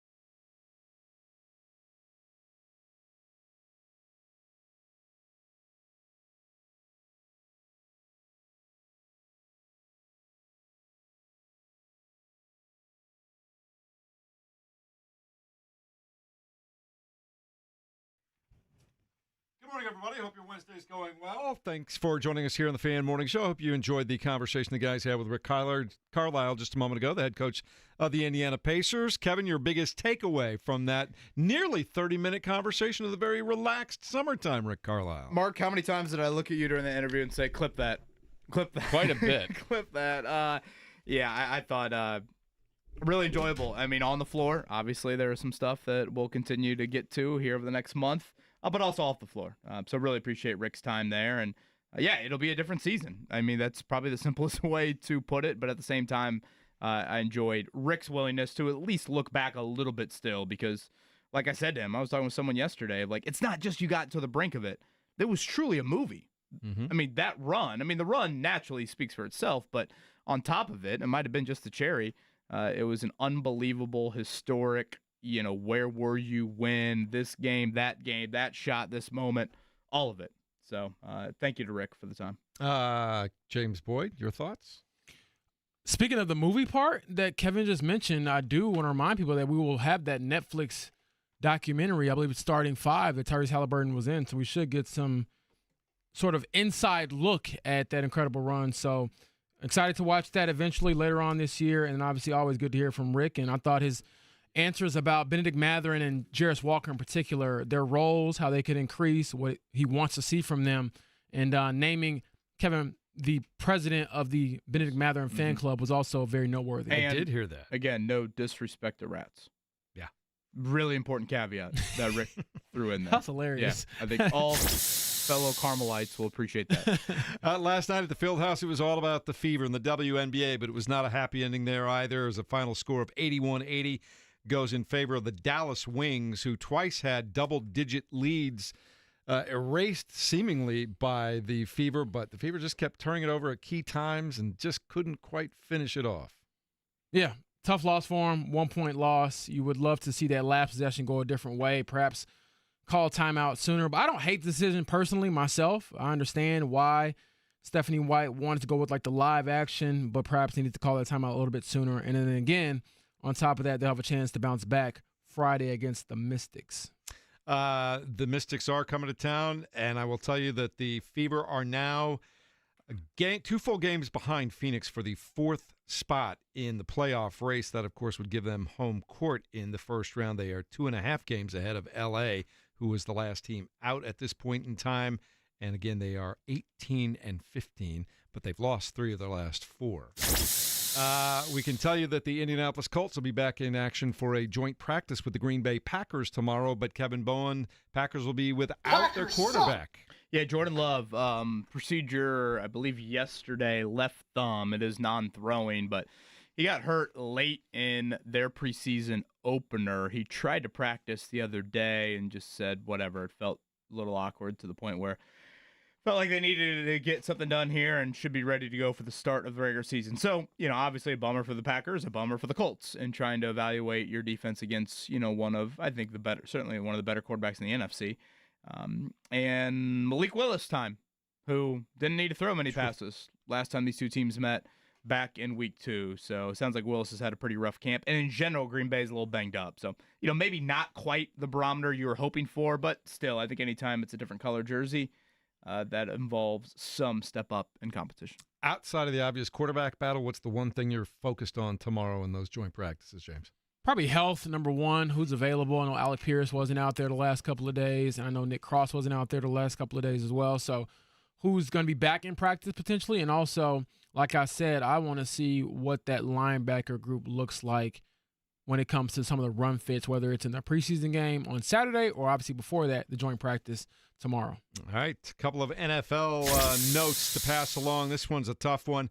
Vikings receiver, punt returner, former Purdue star Rondell Moore suffered a season-ending left knee injury in Saturday's preseason game against the Texans. The team confirmed last night after reviewing his MRI tests. And, James, that's the second year in a row of no games because of injury for Rondell Moore. I love that kid. I love watching him.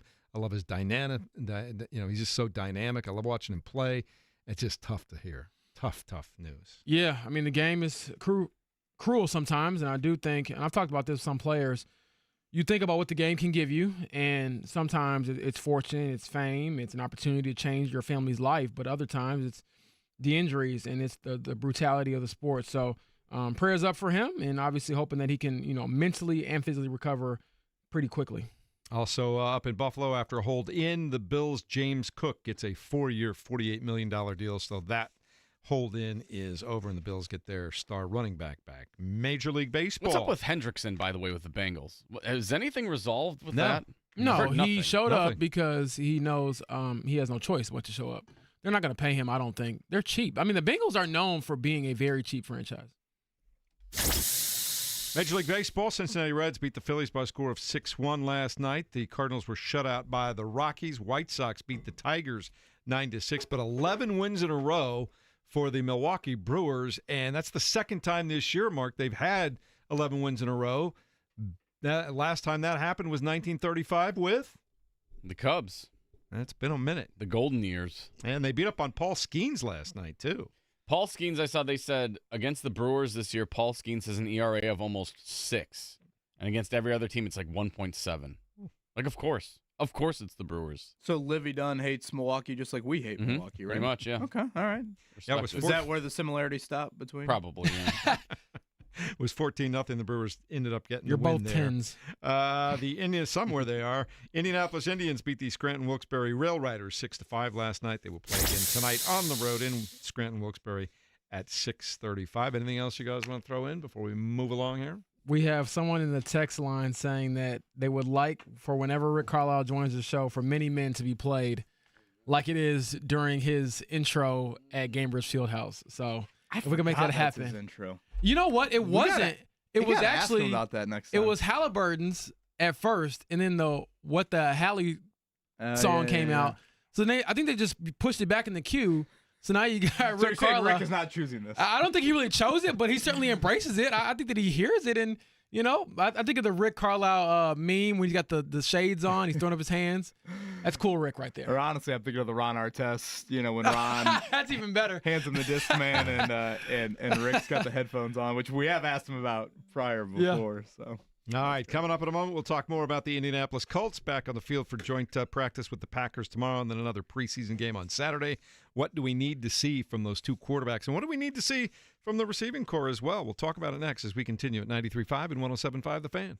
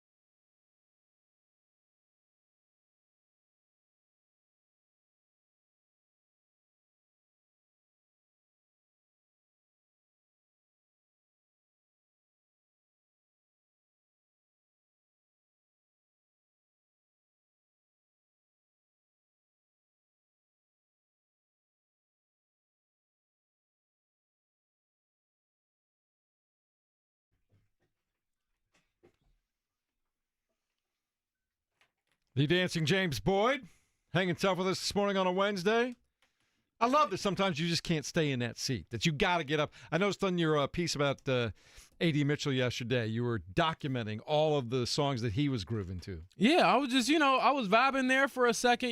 Me living my suburban life, singing Many Men by 50 Cent is probably not the most accurate representation of how I grew up, but in that moment, I feel like Rick Carlisle a little bit, And so I cannot repeat a lot of the things that were said in that song on air, but certainly a banger. And yes, to your point, Jeff, I did kind of stalk A.D. Mitchell through the binoculars at practice on Tuesday, and I thought it was honestly pretty, on Monday, I thought it was actually pretty eventful and kind of insightful for people who aren't really that locked in. And it's hard to do for one player, but I think you got a good glimpse of who he is, who he's trying to become, and why they think he has so much talent and upside. Very important. I make sure I have the clean version of those songs. Oh, yes. I get very very scared. Which is basically just a bunch of blanks because it doesn't get much cleaner than that. Kevin? No, I thought that was a well done piece, James. I wanted to play the Reggie Wayne audio we heard over the weekend too, from A.D. Mitchell. Reggie, I think, has always been largely a pretty public backer of AD's, and that I don't think is necessarily like Reggie's total MO. I think he's not afraid to speak to improvements that are necessary here. And I thought maybe the end of this quote kind of summarized, again, they're overall pretty happy with A.D. Mitchell, but they just want to make sure you keep one thing in line. Arrow's pointing up, right? I think it's hitting right on time. We just got to make sure we just stay consistent and do everything that's everything that we're supposed to do, and just try not to freestyle as much. You know that. The freestyle is arguably the greatest gift of A.D. Mitchell, and it probably is also the greatest curse, too, of at times, is there too much freestyle, and are you not in the right spot? And again, Saturday, I will continue to say, in a game setting, that's what I want to see. If you look at last Thursday night, guys, 6 targets to A.D. Mitchell, 2 catches. Again, I don't think that ratio is a true indicator of A.D. Mitchell screwing up or not in the right spot, but that was kind of the trend we saw last year. Just inefficient targets to him. You throw it to him, and more often than not, it'd be incomplete. He had one of the worst catch rates in the entire league. And so that's where I think there's so much you like, but again, can you keep the freestyle and just reined in? It's probably a fine balance, honestly. There was one moment there where I think Daniel Jones thought A.D. Mitchell would be here, and he wasn't against Baltimore. Just that stuff. Can you continue to kind of clean that up? And catch the football, just keep hanging on to it, which he's been better at in camp, right? Yes, I think he has been. I mean, he started off pretty bumpy, and I think he's responded well to that. Now the question becomes, can you do it when a guy's going to hit you in the ribcage or in the knee or something like that? Because there have been moments last year, not a whole lot, but a few times where I think you could honestly say, I'm not sure he wanted to get hit. Not that you want to get hit hard in football, but the alligator arm thought. Yeah, you do sign up for it, though. And so can he do that? And I think that's the question that we can't get answered until the real games happen. The other thing I took from that article, too, I love the references to Reggie Wayne and what a detail-oriented taskmaster and coach he's become, where I think AD, and I'm paraphrasing here, described him as, look, he's on you, but it's positive, right? It's kind of what you got from that. But I liked getting a view of Reggie Wayne as a coach. I think a lot of it is just tough love, but it's real love. And so, as long as you're honest, I don't know if any player can really be mad at a coach if they're honest with them and they stand on them to try to get better. And if there's anybody to listen to, obviously Reggie Wayne is the guy to listen to. He's probably a future Hall of Famer and obviously a Colts legend. And as much as Reggie talks about he wants to be on the beach and he doesn't like talking to us in the media, that dude loves coaching. And you see it in his actions because, again, if it's not A.D. Mitchell going up to him, it's Reggie Wayne going up to A.D. Mitchell and others and always constantly going over the minute little details of how to be a great receiver. James, I forget which undrafted free agent it was the other day. You and I were in the same vicinity and caught Reggie Wayne saying to the undrafted guy. Oh, I do know this. It was Aju. The guy tries to make a one-handed stab at it. And again, correct me if I'm wrong, James, but Reggie's direct quote was, "You ain't good enough to catch the ball with one hand." Well, I heard it because I wrote it down on my phone, and he said, 2 hands, because you ain't that good. And I was like, dang. But if you're Reggie Wayne, you can say that, right? Yes. And again, is it tough love? Yes. Is it real love? Yes. And what is the guy going to say? What can you say? And honestly, you're practicing bad habits. You shouldn't practice one-handed catches. You're not going to go up in a game like that. I mean, when we see Tyler Warren, and I should probably go around the locker room and ask this question to our receivers, like, how often do you practice the one-handed catches, the off-platform catches, or is that like a natural instinct that you kind of build on? Because I can't imagine practicing one-handed catches with nobody hitting you is a good way to go about your business. I mean, yeah, look, it looks cool in warm-ups, but you're not going to catch it with one hand if somebody decks you, so use two. Yeah, and that I was think funny. when you see Tyler Warren, some of the catches that he's made in camp, that's just that's just a product of his focus and being in the moment and going wherever that ball takes him and just making sure he secures it. I think it's just instinct, right? That just happens. Yeah. So that's something to keep an eye on. We're going to talk to Stephen Holder about all this stuff. He covers the team as well at ESPN. He's coming up in just a moment here as we get ready for one more joint practice for the Colts. They'll be going up against the Green Bay Packers tomorrow. You may be closing in on 18.5 for the over-under today, Mark. Mentioning I like him that. by full name, and that's what's going to happen. We'll talk about all those things coming up in a moment. You can get back at us on the fan text line as well, 239-1070. You can also call us up a little bit later on in the show after Stephen is on at 239-1070, or get to us on the chat room there on the YouTube feed. So all kinds of ways to get a hold of us and let your voice be heard. We'll talk about it all as we continue next on 93.5 and 107.5 The Fan.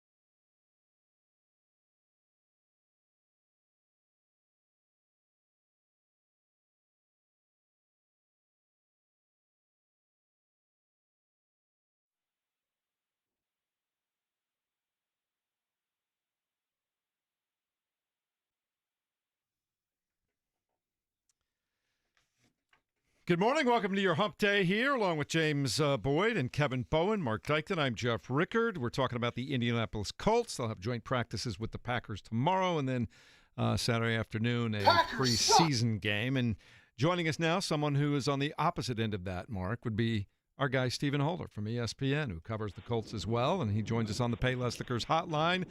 Good morning, Stephen Holder. You've almost made it through training camp. We're almost there. Oh my God! What do I win? Nothing, right? I guess Freedom. Freedom. A quarterback that's battle between it. Daniel That's Jones and it. Anthony Richardson. That's what you win. Right, and it's not even over. So we don't even get that. We don't even get the winner, the outcome, right? So anyway, hopefully we get it soon. Will it be over if we talk to you next Wednesday? I want to say yes. I think it should be over, but I'm not so sure. They have done a great job of not sort of hinting anything about how they feel about this. I think that's commendable because it definitely suggests there's no favoritism or that this isn't leaning one way or another in someone's head. You know, they've definitely bent over backwards to not do that. The coaching staff, that is. So I give them credit for that, but I think they have to have some idea. I mean, they practice every day. They sit around for hours and meet about how their team's performing and go over the tape of practice every single day. You have to have some sense at this point of which way this is going if you're the coaching staff, and I think they do. I don't know that they will tell us by this time next week, but I think they know. They must know. They have enough information by this point, I think. Okay, so when you say the should be over phrase, that is not necessarily because you think one has an overwhelming lead. It's more because August 20th quarterback competitions are largely unhealthy around the NFL. Yeah, exactly. Right. Not it should be over like, duh, it's obvious. Yeah. No, it's not obvious, I think. And in fact, I mean, I think they're very different quarterbacks, and they've had very different camps. So Daniel Jones is kind of who we thought he was, which is a guy who's going to be more efficient than Anthony Richardson, but certainly less explosive, and maybe that's okay, right? I mean, that may be what they want. They may want the steadiness. Anthony Richardson, less up and down, for sure. It's been his best training camp, and I don't think it's close. However, look, he still is who he is, right? He's never going to be some 70% passer. That's just not in the cards for him. You wouldn't say right now, right? So he's still going to be that guy, but he's definitely going to give you the explosiveness. I will say what I've said on every show. I had this epiphany the other day, and maybe this is obvious to people, but I'm just going to say it again. I think they get to the same place no matter who they play. I think this boils down to the rest of the team. And what I mean by that is I think the outcome for both guys is going to be largely the same. They'll just get there in different ways. And I'll leave you with this. Go back and look at their QBR rating from last year. Almost identical. It's very telling. That's all I'm saying.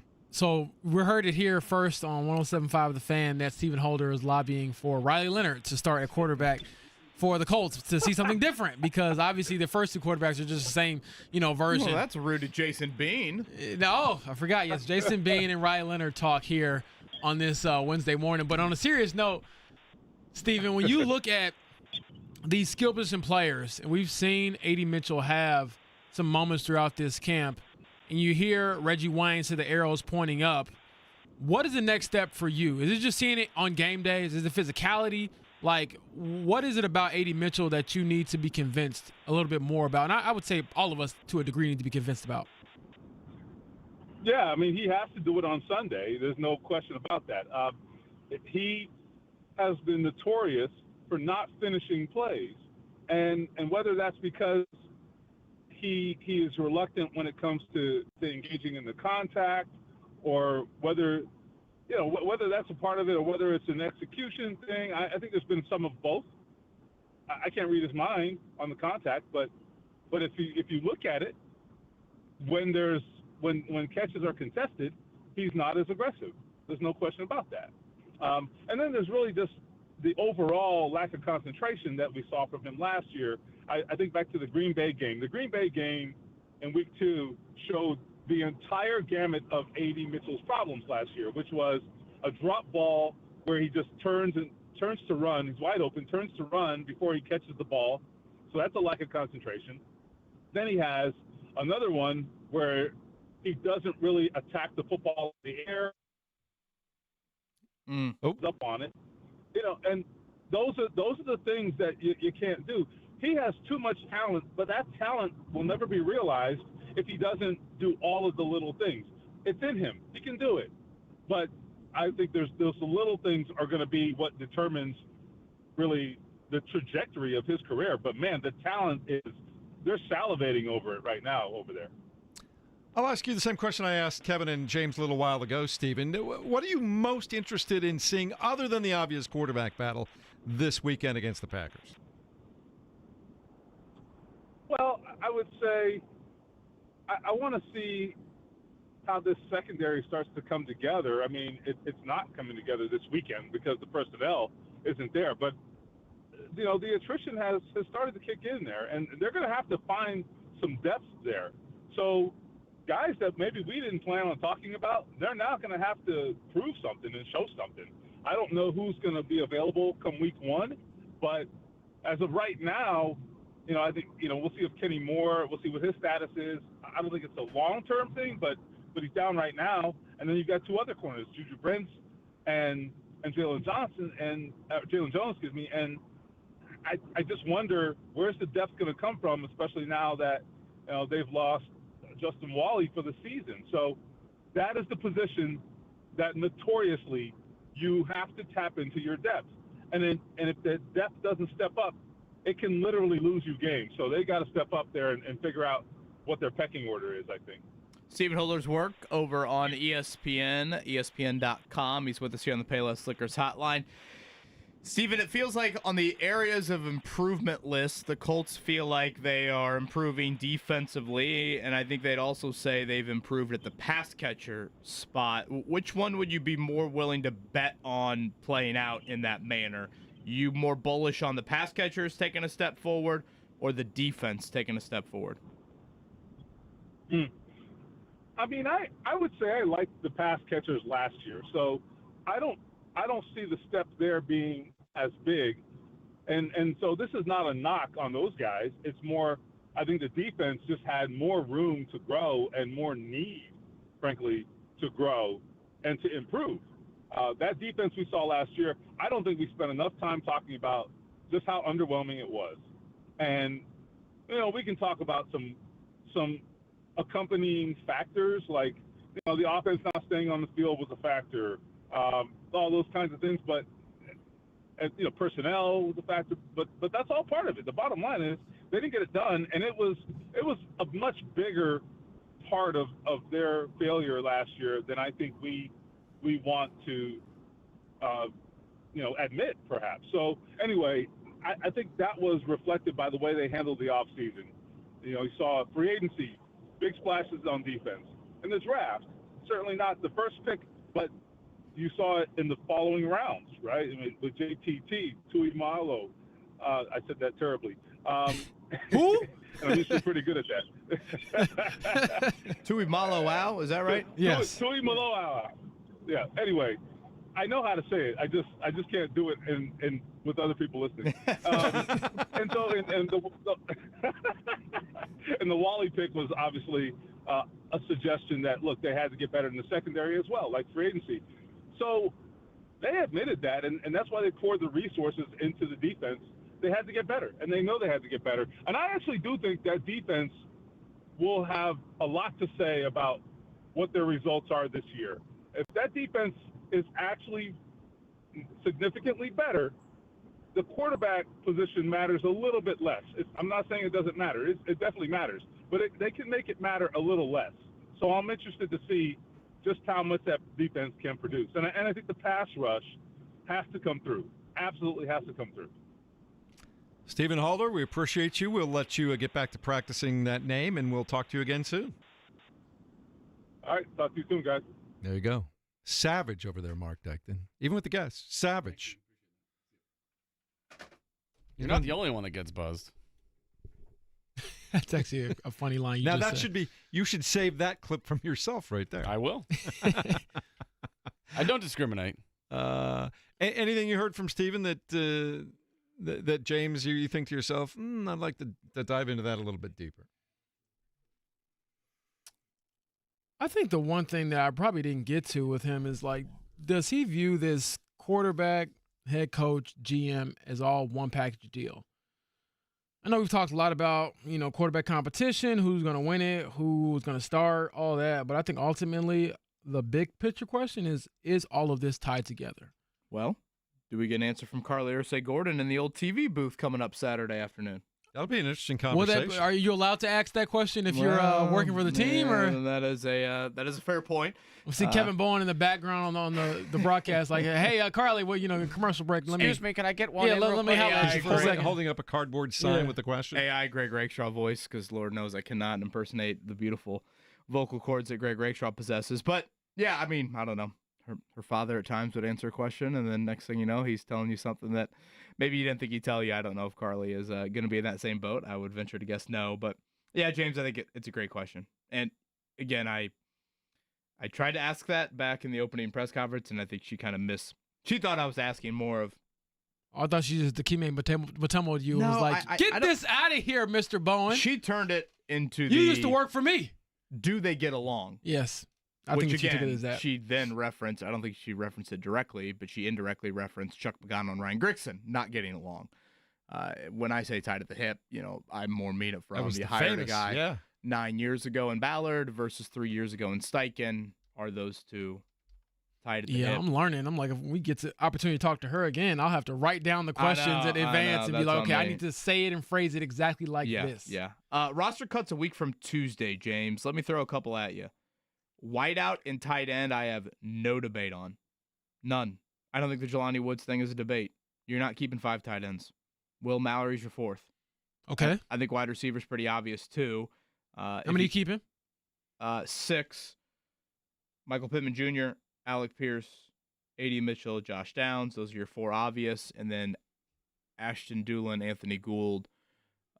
Makes sense. Impact a lot on special teams. And then I also think have been nice wideouts. So those 2, I don't debate any. Linebacker, I've got no freaking idea. And corner, I have no freaking idea.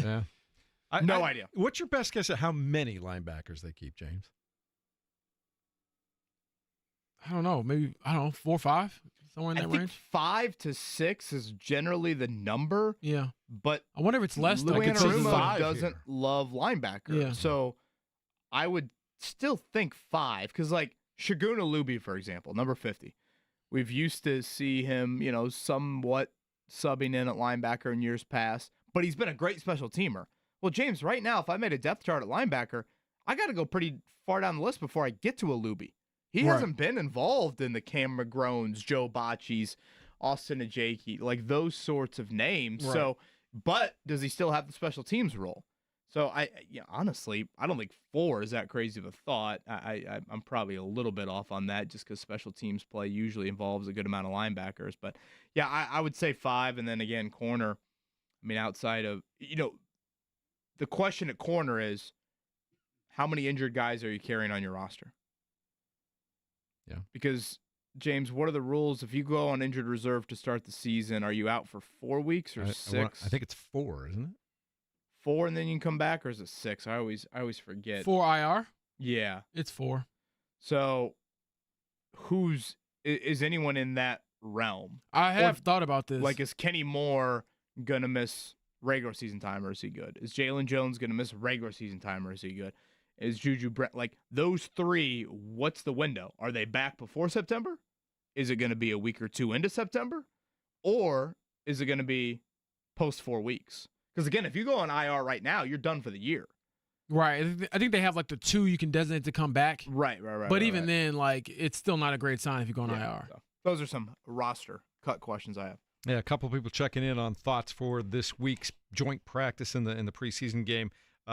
Someone says if Green Bay's banged up, if our offense or defense struggles, that's even more of an indictment on this team, right? Right? I would think so. I mean, you got to show something against somebody else for a change. And so tomorrow being very interesting because of, like I said, they don't have their top quarterback. So if Malik Willis comes out and they're down 4 of their top lineups. yeah, if he comes out and burns up the entire defense, and I get that the Colts are banged up too, I'm still going to have some questions about what's going on. Derek also says, give Mark a raise and more PTO. Derek, brother, sign me up. Is that Mark's burner? I was going to say, hold on now. Is that brother Derek, cousin Mark Derek? Mark had What a do we got here? vacation day Man. once a week, probably for about 8 or 9 straight weeks over the And summer. then a week off after that. Yeah. PTO is certainly not You know, to worry. I mean, But also, I will happily accept any and all. But were you joining Jeff in France, or was that a little bit? If I can fit in the suitcase, yeah.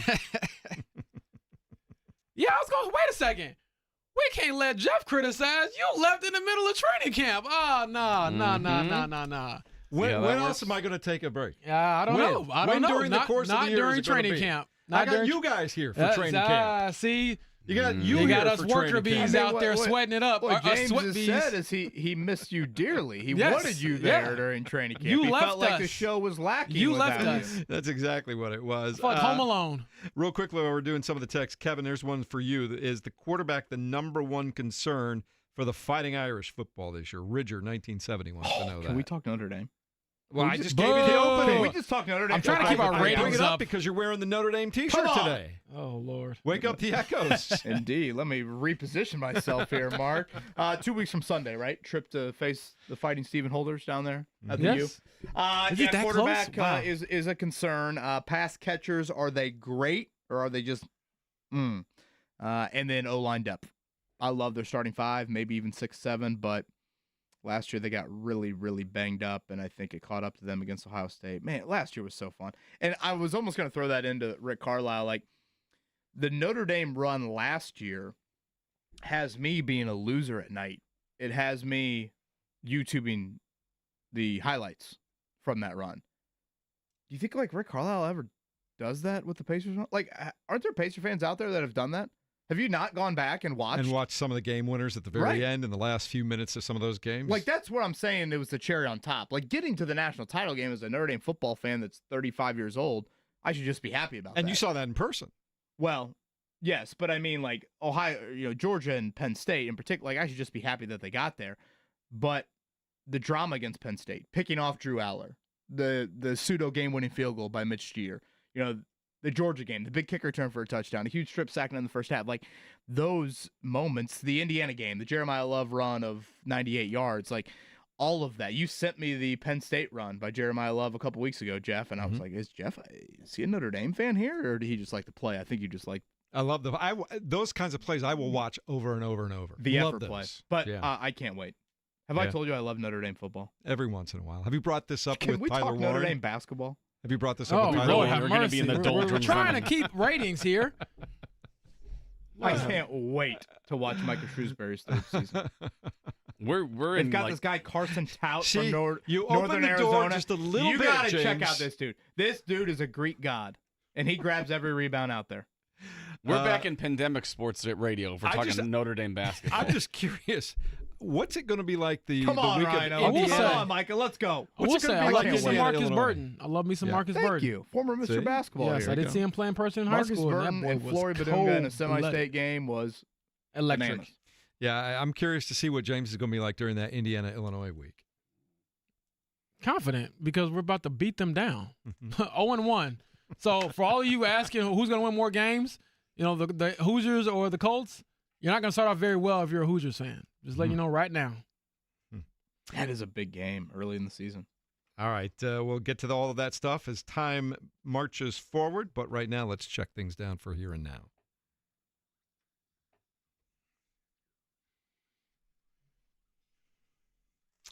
Start with the Indiana Fever. They were on the court last night at the Fieldhouse, but they came out on the wrong end of an 81-80 contest with the Dallas Wings. 17 turnovers. James Boyd, twice they had to rally from double-digit deficits. Still, as poorly as they played last night, Kelsey Mitchell, who had 24, had a chance to win it at the end. It wasn't a great look, but man, if they'd have won that game, forget about it, because they didn't really deserve to win that game. Yeah. And shoulda, woulda, coulda is not reality. They lost that game. Tough loss for them. The last possession, I'm sure they wish they had back. But at the same time, sometimes, you don't always get over the hump. And I think the Pacers kind of spoiled us a bit. We were talking about them a little bit earlier with how they finished games, but the Fever, unfortunately, on the wrong end of that one last night. Now, who was the 6'7" girl off the bench? Lee Yaru? You had it down. Yes. James, go ahead. You did it. You had it down. Yeah, I think it's Uaru. Okay. Maybe we'll text Ryan Rucco and ask him to do a voice That might have been memo. the game of her life. She was unbelievable. Yeah. She was unbelievable. Fever had no answer for her whatsoever. Boy, that was a rough final few minutes. Yeah. There were so many stoppages. Lee Uaru. But yeah, like I said earlier, Thank you. if you can have a bad loss High praise. without Caitlin Clark, I think last night was one of them. Yeah, that was Wings have tough. lost 5 in a row. They're missing one of their leading scorers. Not like the Fever had their first game back from the West Coast trip. So the rare bad loss without their star. 3 of 4 they've lost now. They will play Washington again on Friday night. The Mystics come in. They'll start at 7:30. Eddie Garrison will have the fan pregame show for you at 7:15 on Friday night. Meanwhile, the Indianapolis Colts, we've been talking about them quite a bit. They'll be at joint practices with the Green Bay Packers tomorrow. But James Boyd, Packers will be missing their starting quarterback. Yeah, but then they're going to have their star quarterback, Malik Willis, stepping in because he had the game of his life against the Colts last year. And by game of the life, I mean he was 12 of 14 passing for 122 yards. Have I told you Notre Dame basketball's ready for this year? God. I cannot wait. We go to break. Where's your buzzer there, Mark? We go to break early. Shooting, Serta, Frost, Shrewsbury, Sir Mohammed in year 2, plethora of big guys. Ugh, I can't wait. trying to put me to sleep here. I can't wait. No. I'll be there All at the exhibition game at Hinkle. I can't wait. All right. Verbal sleep aid is what Kevin Dolan just gave us right there. Get all your laughs in now. It's ice blue sleep aid. Tough news for Purdue alumni Rondell Moore. For the second year in a row, he will miss an entire season with injury. He blew out a knee and will miss the entire season. He was injured in a game on Saturday night, and they found out last night that the MRI did not look good. It's just, I love watching that young man play. He's electric, and KB, I hope he can come back one more time because it's going to be tough. It'd be 2 straight years. Yeah, we talked about it. James asked Kyle Nenrip when he joined us yesterday, your Mount Rushmore of Indiana high school football players Kyle's seen in the 18 years that we have been so fortunate to watch him cover preps here locally. And I'm not going to act like I was watching a bunch of New Albany high school football games, but at Purdue on the list, I mean, that's some Antoine Randall, that Rondell Moore provided. So he was absolutely incredible there for the Boilermakers there, and unfortunately injuries have largely defined his NFL career. And for you fantasy football players, James Cook is back in the fold with the Buffalo Bills. He had a hold in, but he got a 4-year, $48 million deal, so he'll be back Mark, in should the we give backfield away a for spot the Bills. in the league? Yeah, we got that coming up. Yeah.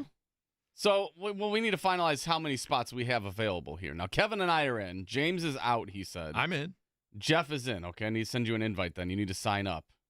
So what we will do then is you're thinking 12 teams, so that leaves 9 spots, and as usual, a 9 o'clock hour draft.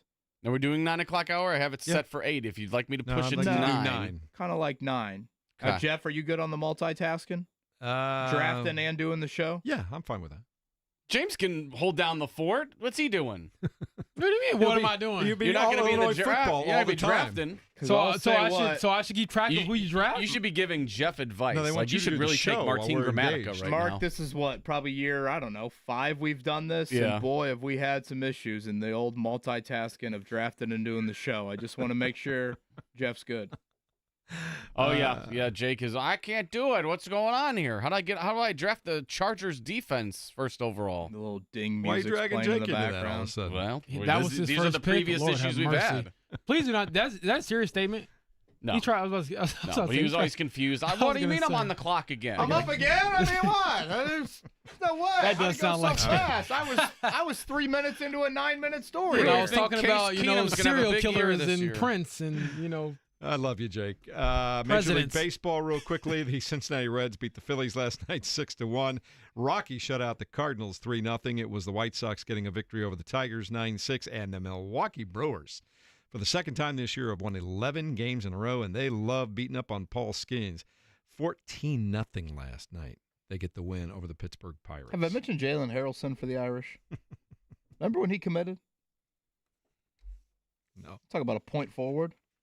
he could ball. I need all the drugs in the world. He Yeah, was- me he- too. I mean- We're talking Notre Dame football. No, I mean like in high school, he was amazing. He obviously up and left, and I don't blame him for doing that because he was amazing. We've lost Kevin for a while, haven't we, Mark? I'm It's gonna have over to and fist pound myself there. Yeah, probably. Didn't you start an OnlyFans account about an hour ago?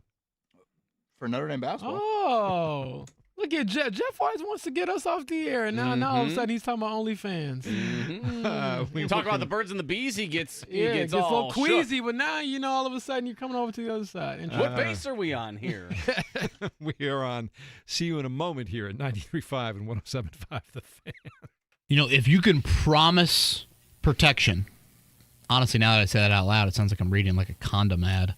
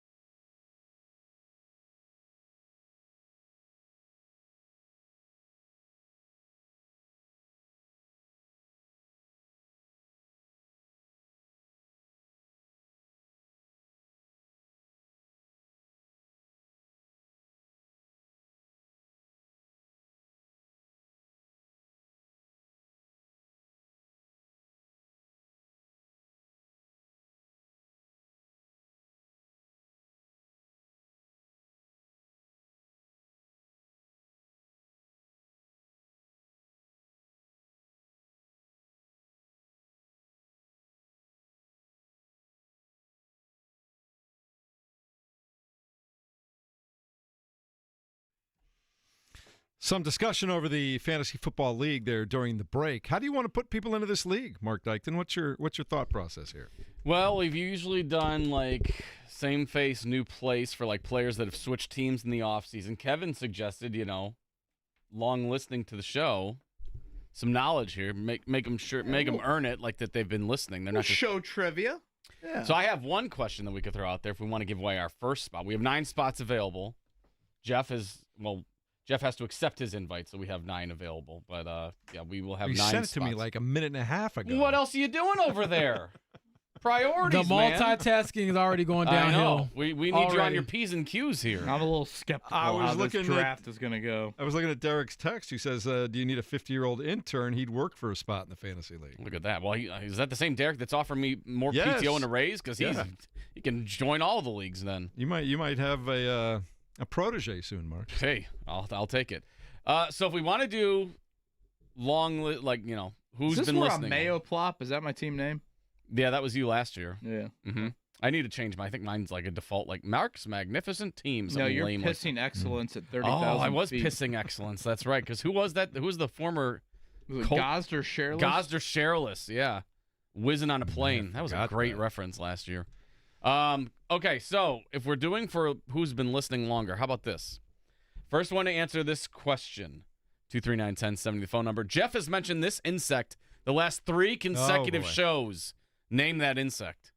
Well, I had to give an update on what it was. Well, no, you can't. Not now. Oh, not boy. right I now said when that's why I mentioned it today. money on the table Jason time here. Jason Yeah. Ellis sent us the answer there, so got to get in. I want what you've been calling it, though.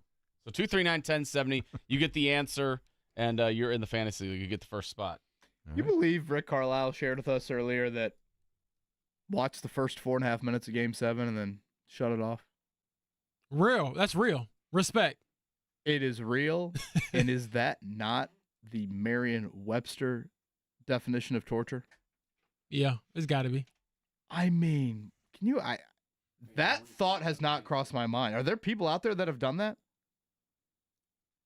Like, literally, you watch the third Tyrese 3, and if I remember correctly, that man came to the bench talking Oh, he was talking crazy. and I loved it. strutting.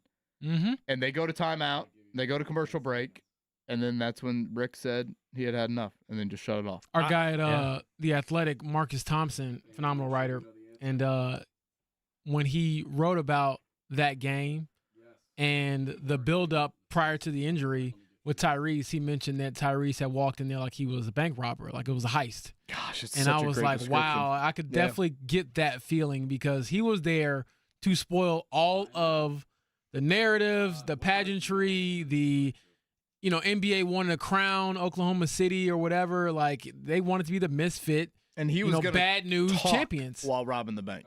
Yes. He wasn't going to get He's in gonna and let get you out. know. Yeah. He was going to make sure that everybody in there heard him. And gosh, yeah, And look, I know I come of it from a kind of a little homerism.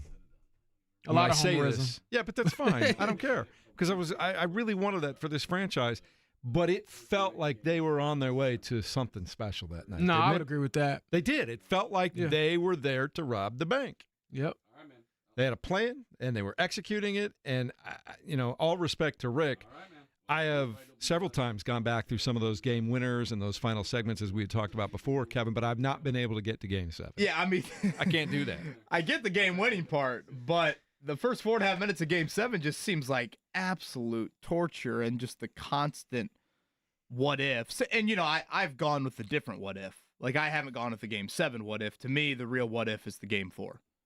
The end of Game 4. You guys know. There's always that one guy who's got to be different than everybody else. You guys know that I was mopey after that one. You were. When you have that lead on your home floor, and at that point you can go up 3-1, do the Vince Carter. It's over. The Thunder are not winning 3 in a row. The Thunder are not winning 3 in a row at that point. And to have that on that Friday night, I can distinctly. It went hero ball late. It was Nembhard against Chet. It was Halliburton against Chet. And Chet won every single time in those hero ball moments. Shea hits the huge 3, late shot clock. I go back more to the Game 4 and just think. There's an opportunity lost. Gosh. And then I love the rat game reference there. Because then after that, James, when you asked him to clarify what rat game meant, Rick Carlisle calling it that. Game 7 turned into a rat game. Yeah. Once the Thunder got a little control of it, that game got so ugly, and it got so clunky. I'm trying to think what even the final score was. I felt like it was. I've erased that part of this. Well, yeah, and I really have. My nephew, when we were on vacation last month, he loves to just drum up, the YouTube highlights. And so, I mean, he doesn't care. He just wants to watch Pacers basketball. He doesn't care what it is. And all of a sudden, I looked up, and he was watching Game 7, and he had it. I was going to say he was watching Rick Smits. No, he's keeping it somewhat modern. And he, got it to the point where it was like, whatever. Mathurin has like an and one to make it like 90-80 maybe. And I kind of forgot about like that aspect of the game. It got super clunky, and all the Pacers really had was just Mathurin just going rat game. Yeah. And that's what Rick was referencing, I think, a little bit there as well. The text line blowing up with the answer to your question, but I think you took a phone call for the spot in the league, right? Yeah, shout out to Ross, who he said he doesn't do fantasy football much, but Go, when he Ross! does, it's because he wants to do the show league. So he's in. First spot to go, 8 left. We need a How do you prize on the line. How we do need you a feel prize real for the winner. quickly? We'll figure that out in the next day or two. We'll get something nice. How do you feel about Cody, who said, hey, look, I was actually the first to correct Jeff in the chat that they're not sweat bees, that they're hoverflies. No. LOL. Well, I wanted whatever you were calling them, which was I know sweat that. bees was the correct Well, he knew answer. that. He said sweat bee, but then he said he's the one that also said it's the hoverfly. We went with phone calls on that one, so That's a you problem, Jeff. yeah. Most of things are my problem. I mean, So, let's be honest. We've set the draft for Wednesday, September 3rd at 9 a.m. So it's the day before the season opener. Love it.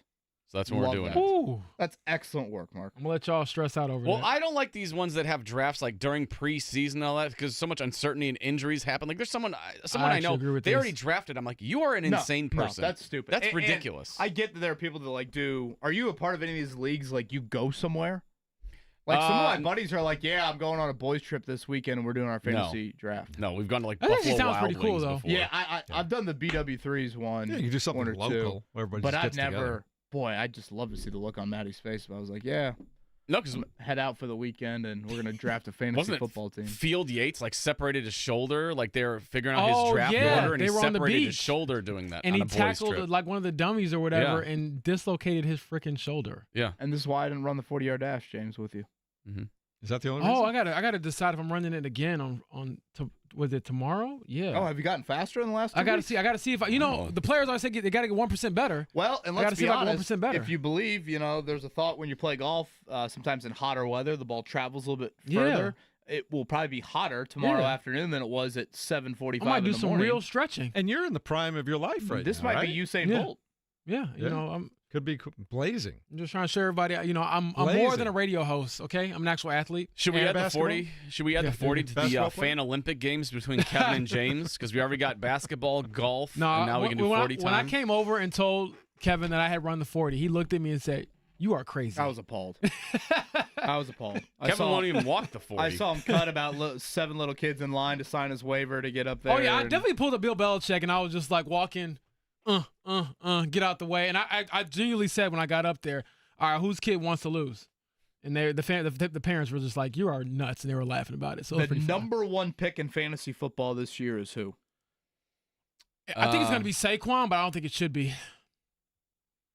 I feel like anytime you draft a running back that came off of a crazy year, they always get hurt very early in that year. Yeah, I feel like Two unfortunately. popped into my head. I was thinking maybe Bijan Robinson. That was the other one. I was Bijan. And if you don't want to go running back, I just feel like Jamar Chase is fall out of bed and a given. Yeah. And all the He's Bengals, so good. all the Bengals do is throw it. Yeah, that's true. You worry about Justin Jefferson this year because you don't know what J.J. McCarthy's going to well, be about. and I don't know. I feel like He's didn't doing a he just hamstring, hurt too. the hamstring Yeah, again? he's doing a hamstring. So that one Tweaked it. worries they me a said. little bit. The top Colts skill player not named Jonathan Taylor. Josh Downs. That will be I'm my gonna say pick. Tyler Warren. Could Warren be sneaky? I'm gonna say Tyler. He Warren. could be sneaky. I think because he's there's always so sneaky. much depth issue at tight end anyway. I could easily see That Tyler is true. Warren It's being like a. you just spam Well, Warren you over draft the middle. like Kelsey, and then you get Dallas Goddard, and so like, who the hell else is Yeah. playing anymore? George Kittle and stuff. But then you're like, am I taking a flyer on Kyle Pitts, or should I try Tyler Warren this time? Are you guys? The real question is, are you guys drafting a Colts quarterback? Hell No. no. No. I'm in it to win it. The hell are we doing? Wait, Wait hold a on. minute. No. Right, Jeff, you can't be saying this so vehemently. You were telling me I should be feeling good about this quarterback room yesterday. No, Jeff better No. be drafting 80 Mitchell. That's who he needs to be drafting. Describe. I'm fine with that, but describe my enthusiasm for the quarterbacks. It wasn't like I was saying that they're top tier. Well, if you think the Colts are quarterbacks. winning 11 games, then Yeah, that you- means you think good you quarterbacks. told I me, never hey. said this gets higher every time we talk. I never once said 11 games. Well, yeah, Mark, do you have that audio? yeah, we need to find this clip. Dig it up. Never said 11 But this should be games. 80 Mitchell. The 80 Mitchell hype train should certainly start with Jeff Rickard. He's got to be your first pick, Jeff. If you don't It's not pick gonna be the first 80 Mitchell pick. as your first pick, you have no faith in him catching 80 footballs this season. Well, even that though is not enough to win you a league. Well, Points if it's per for 750 reception. yards. Points per reception's out there. You Mike's got 80. saying- That's 80 points right First, Mike's saying you don't draft Barkley because he's on the front cover of Madden. This is also Yeah, true. Madden Yeah, the jinx, Madden curse. You guys believe in that?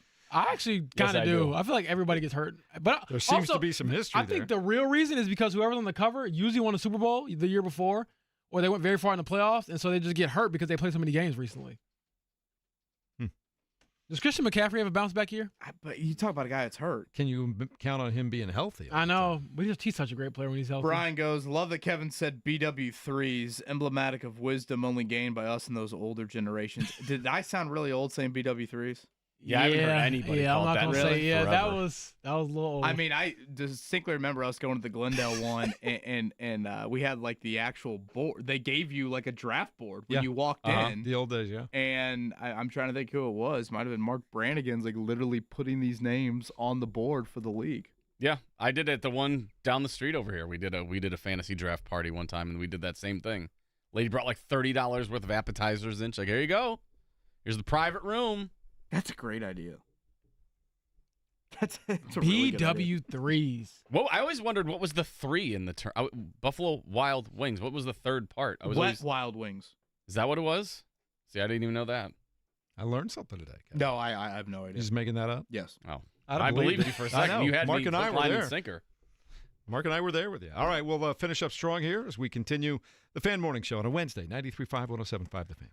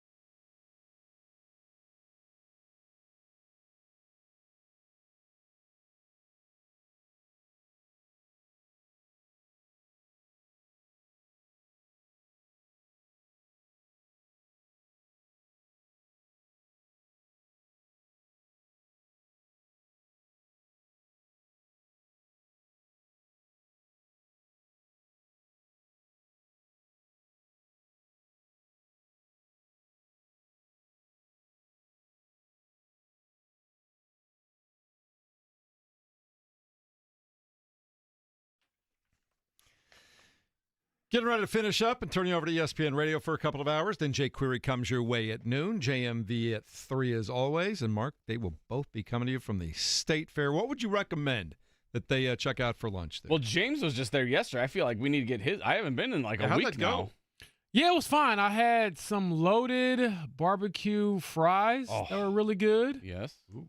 I also had a lemon shake-up because that's just a staple, I guess, of Indiana State Fairs. And I had the key lime milkshake from the Dairy Bar. Ooh. So that was the 3 things that I ate or consumed at the State Fair. I don't think my body's made out for State Fair, like, unless it comes in smaller portions. I feel like I eat 1 or 2 things and I'm like, all right, I got to come back another day to try something else because otherwise I feel like I'm just going to be eating myself into a coma. That's why we go a couple times. We're that's like, what I can't Mark eat all does. this now.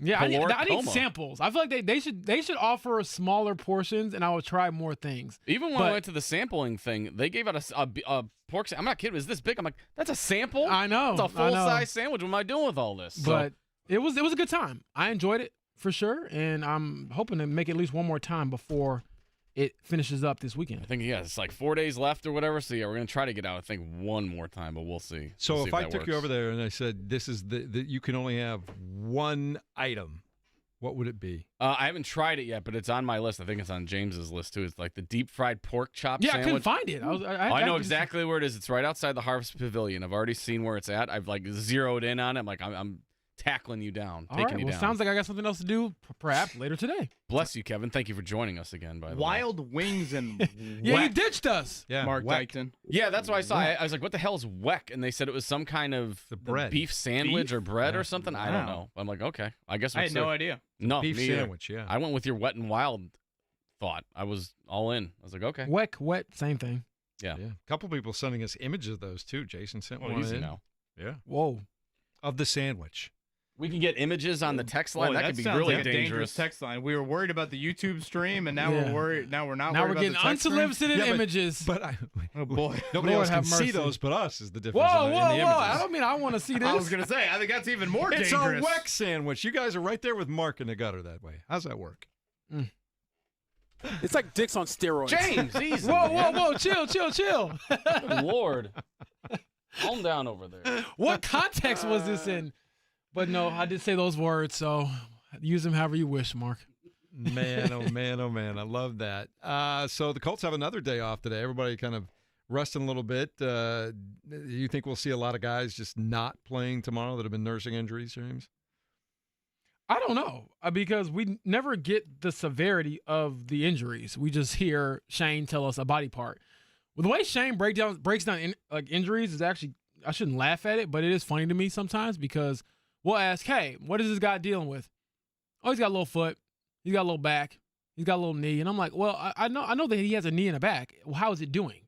And so we haven't really got an update on any timelines for these guys. So I am curious to see if Alec Pierce will be back in action. Nick Cross will be back in action. And obviously in any of the cornerbacks when it comes to Kenny Moore, Jalen Jones, or Juju Brents.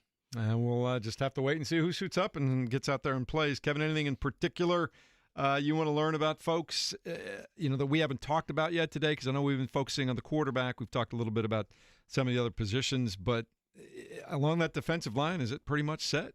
One thing I do want to add to James, I feel like in years past, today's also been a joint practice.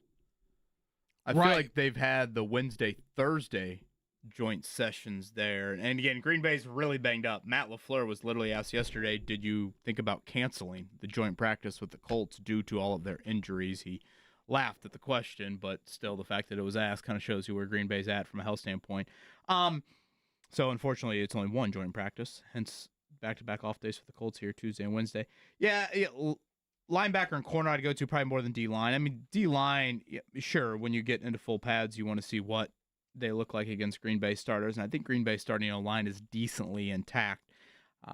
But linebacker and corner, I just have no clue, and I'm talking no clue on starting spots. I mean, the guy that runs out next to Zaire Franklin, like let's say the Colts open up a nickel, 5 defensive backs week 1. Probably pretty likely against Green Bay, or against Miami, considering their passing game. So 2 linebackers and 3 corners. I have no idea who the second linebacker is, and I have no idea who the third corner is. Yeah. And the reason I that's asked, rare. I mean, on August 13th, I feel like for the most part, you can write everything in on the depth chart in Penn, if not Sharpie. And those two spots, starting spots, I'd write it in the lightest pencil I can. Yeah. The reason I asked that question is I would love, one of the things we need to see from this team, if they're going to be better, is to get a little bit of pressure on the quarterback. And because Green Bay has a mostly intact offensive line, and I do believe from what I've heard, they are going to start and play a little bit, I would like to see somebody make an impact from that defensive line. Certainly. And Latu's had a really, really good training camp. Now, again, will that translate?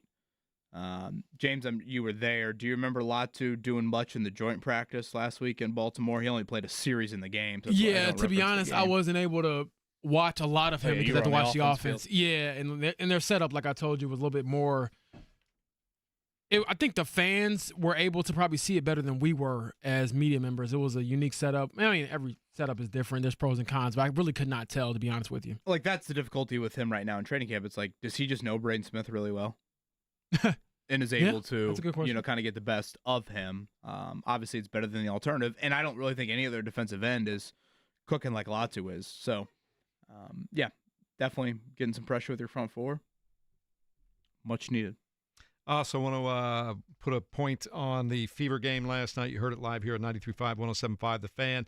Time for the Fever Focus. It is brought to you by, and after every game, by Payless Liquors. Get more Payless at Payless Liquors. It was about turnovers and being sloppy, and I thought maybe not having a point guard kind of caught up with them last night, James. It did, and it cost them in a 1-point loss, a painful loss, but they'll have a chance to bounce back and kind of get back on a roll. They've lost, 3 or 4, you said, Jeff? So not doing well as of late, but a chance to bounce back Friday against the Mystics. And we still don't get any kind of update on maybe how much longer it is for Caitlin Clark. Yeah, no update. That's how that goes. They will play again Friday night. Do they practice today? I assume they practice either today or tomorrow, right? With no game until Friday. I'd have to check their schedule, but I would assume that, they're probably going to get at least one practice in. Well, they need to get going again and try to hang in there. As I mentioned a little while ago, they are 2 full games now out of that 4th spot, which would be home court advantage in that first round of the playoffs, and hanging in there ahead of LA. LA's in 9th right now. They got a 2.5 game lead on them, so they're still okay there. But they do need to win some games. Pick it back up because they had won 6 of 8 before this last little run here. Yeah, and then Odyssey Sims made her debut for the Fever. She's like their emergency point guard basically over the next week or so. So we'll see if she can have a better game come Friday again against the Mystics. All right. Anything else you're looking forward to tonight in the world of sports? The Colts being off, Fever being off. You going to take the day off, James Boyd? I always ask you, do you ever get a day off? I'm going to watch Notre Dame basketball highlights. Oh, yuck. I mean, you guys are laughing over here. Notre Dame basketball has made it to the Elite Eight more recently than Indiana basketball. Twice, in fact, Notre Dame. Back-to-back Elite Eights. Oh, that would hurt me if I was an IU fan, but I am not.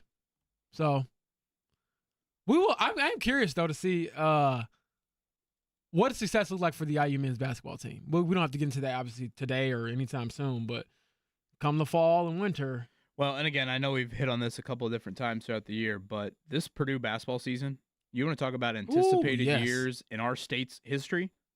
You got the Final Four at Lucas Oil Stadium, and you're the favorite to win it all? Preseason National Player of the Year probably in Braden Smith? Man, how about that? I might go back and watch some Purdue highlights. You are a huge nerd. Zero judgment here. Was that for Jeff or for me, Mark? For both of you guys watching. Yeah, dorks. Get outside. Do something with your lives. If I find It's hotter something than hell, Mark. If I find a clip today on Notre Dame, I'll send it to you. Thank you. All right. Let's get out of here. Don't send it to me. Well, no, it'll Keep be me out of the group chat. I can't find any Illinois clips, so there you go. All right, Mark,